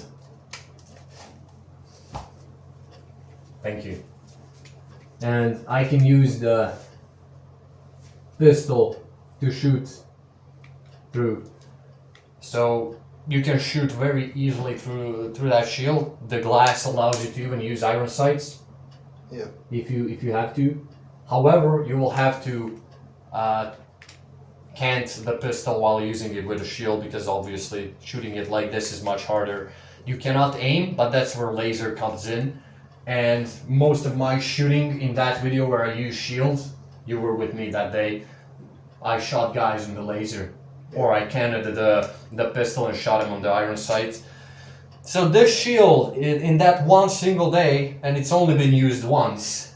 So that's something I can tell about the shield. It's been used only once.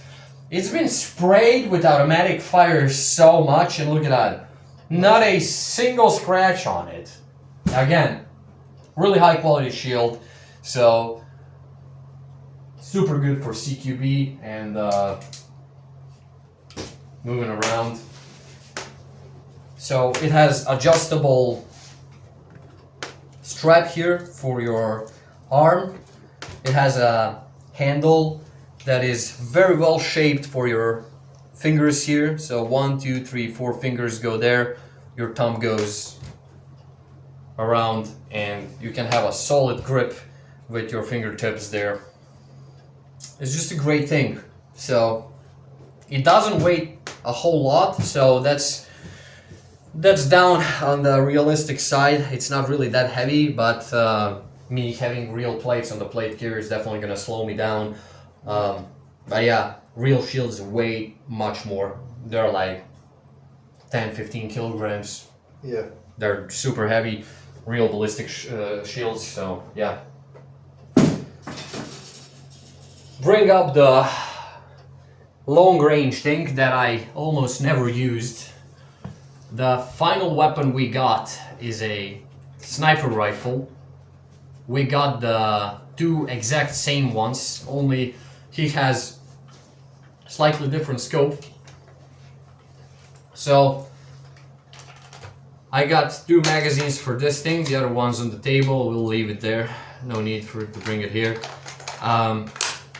So this is my, well, L96 Warrior, replica of L96 British sniper rifle.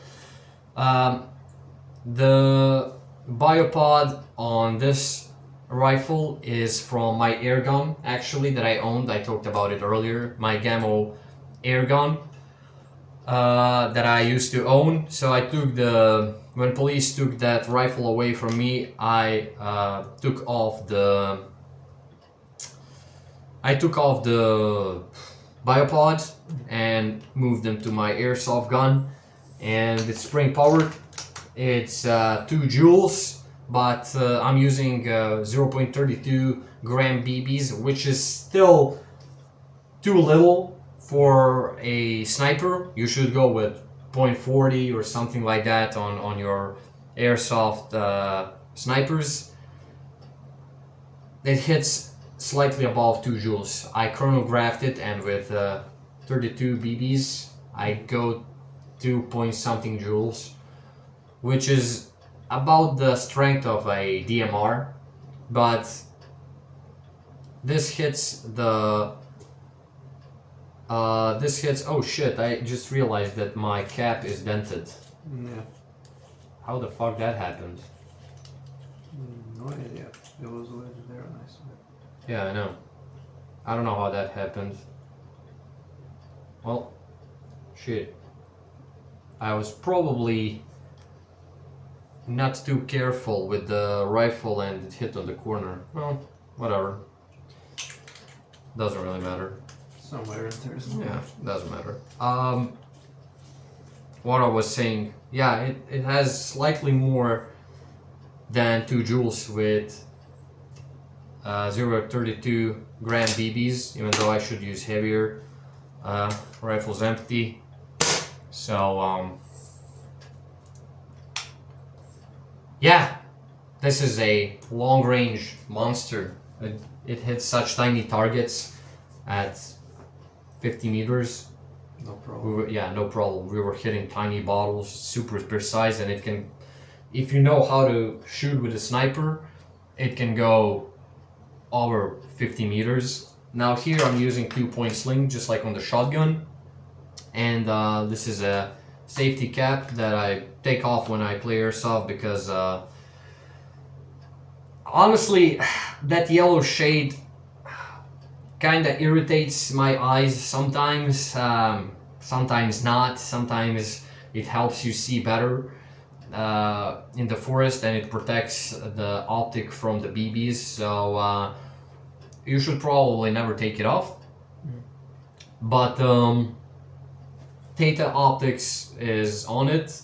It is 3.9 by 50 magnification, and it has 1CR 231, whatever the name it is, I forgot, the tiny one battery here for the scope, which is illuminated in 3 different colors, green, blue, and red, and each color has 5 illumination strengths.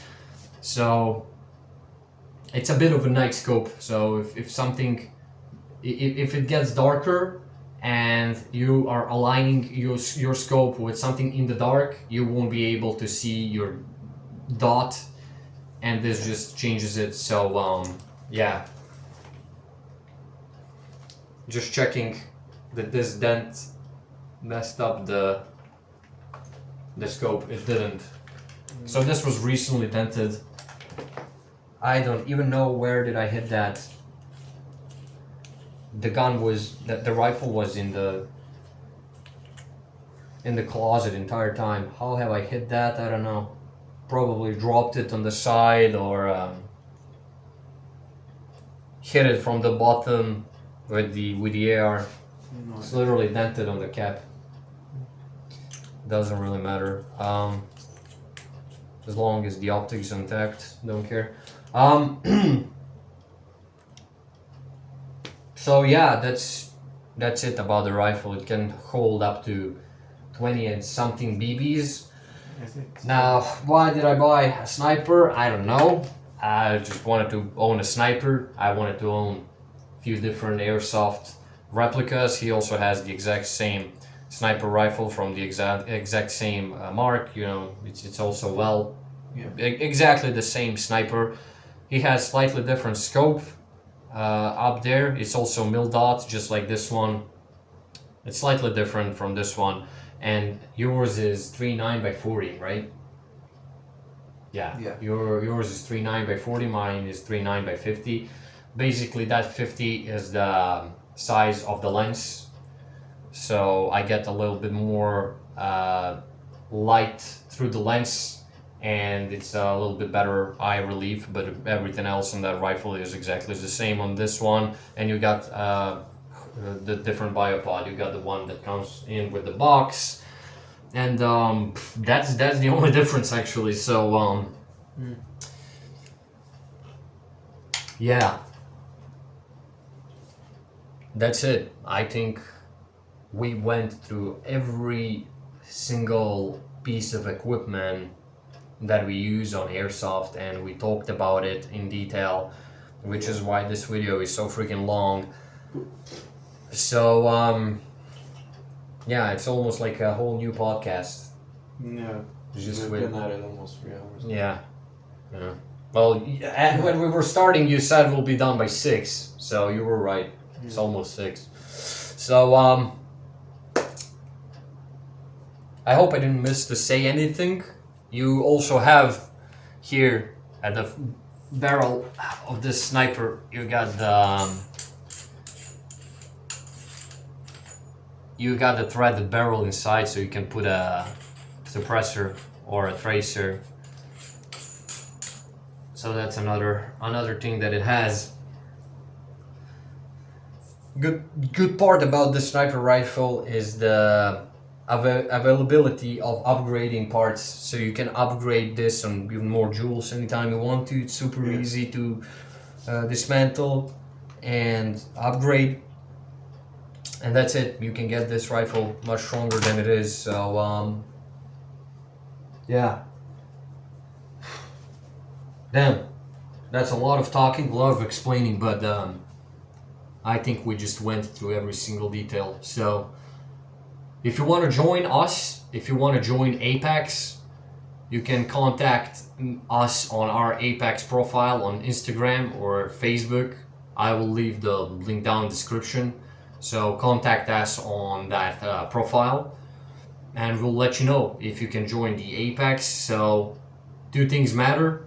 3 things matter. First thing is that you actually want to be part of our team, and you actually want to be a professional airsoft player. Well, let's not call it professional. Let's say you actually want to play airsoft and you want to have fun. That's probably the most important part, that you're actually interested in that, and you won't buy just equipment for you to, leave it at home and be in your closet without playing. So most important part is to be an active player. That's the most important thing. Second most important thing is that you want to wear black loadout, and you want to have loadout in black color, and that you are 18 plus years old. Under that, we won't accept anyone, because we just don't want to bear any responsibility for anyone getting injured or doing any stupid shit with replicas, because they look like real weapons and you can cause some lawful troubles. So that's why you must be 18 plus, so you're responsible for everything you do.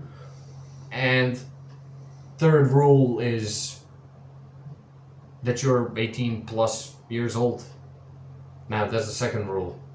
What's the third rule? I don't know what's the third rule. I just wanted to say third rule, but I forgot. Yeah. So the third rule is that you have money to buy all this. That's what I want to say. Yeah. So all his equipment was bought with his own money, and that's how airsoft teams work. No one's gonna get any of this for you.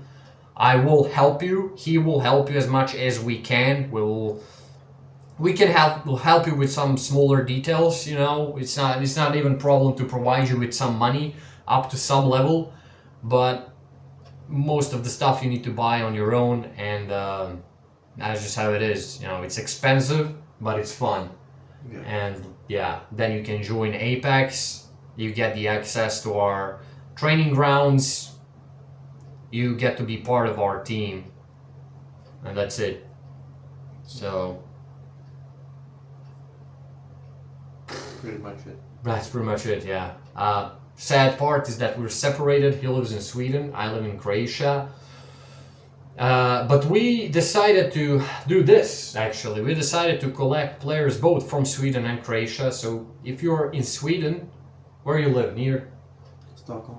Near Stockholm. So if you're near Stockholm in Sweden, you can contact us again on Apex. Airsoft Team Apex page, and you can... I'll get you in contact with him. So he's gonna kind of be the leader. I am the main squad leader of the team, but he will be the one who recruits people in Sweden. If you wish to become part of Airsoft team there, you can contact him. And if you are near Slavonski Brod or somewhere in Slavonia, near in Croatia, you get to contact me, and you get to become part of the team if you got all the other things, you know, checked in the box. 18 plus years old, want to play Airsoft and have fun, have money for the equipment. Yeah, you're absolutely welcome to join our team. So with that being said, Yeah. that's it. Remember, Airsoft is fun. It's supposed to be fun. Go out there, have fun. Absolutely, it's true. You can use all this gear for real military tactical training, which is what we do, which is the primary reason why I started getting into all this. And yeah, guys, that's it. Yeah. I hope we answered all of your questions about the equipment, gear, team, everything. So yeah, guys, thank you for watching this long ass video. I'll try to shorten it as much as I can. I love you. I appreciate all of your support and everything you've done for me and my channel so far. You guys are really amazing. I appreciate you a lot. We recently hit 1,000 subscribers on my channel, and Good job, man. yeah, that's just really crazy, you know. I used to come to 2,000 on my old Mr. Smile channel when I was a kid, and now having 1,000 here again is like, you know, getting that feeling again, like I did something. But you know, that's something I don't really care about anymore. It's more about creating content and memories, which is, you know, documenting my life on the internet. So yeah, you want to say something for the end? Not really specifically, no. Okay. Thanks for watching. Thanks for watching, guys. And I'll definitely see you in the next videos. Chris out.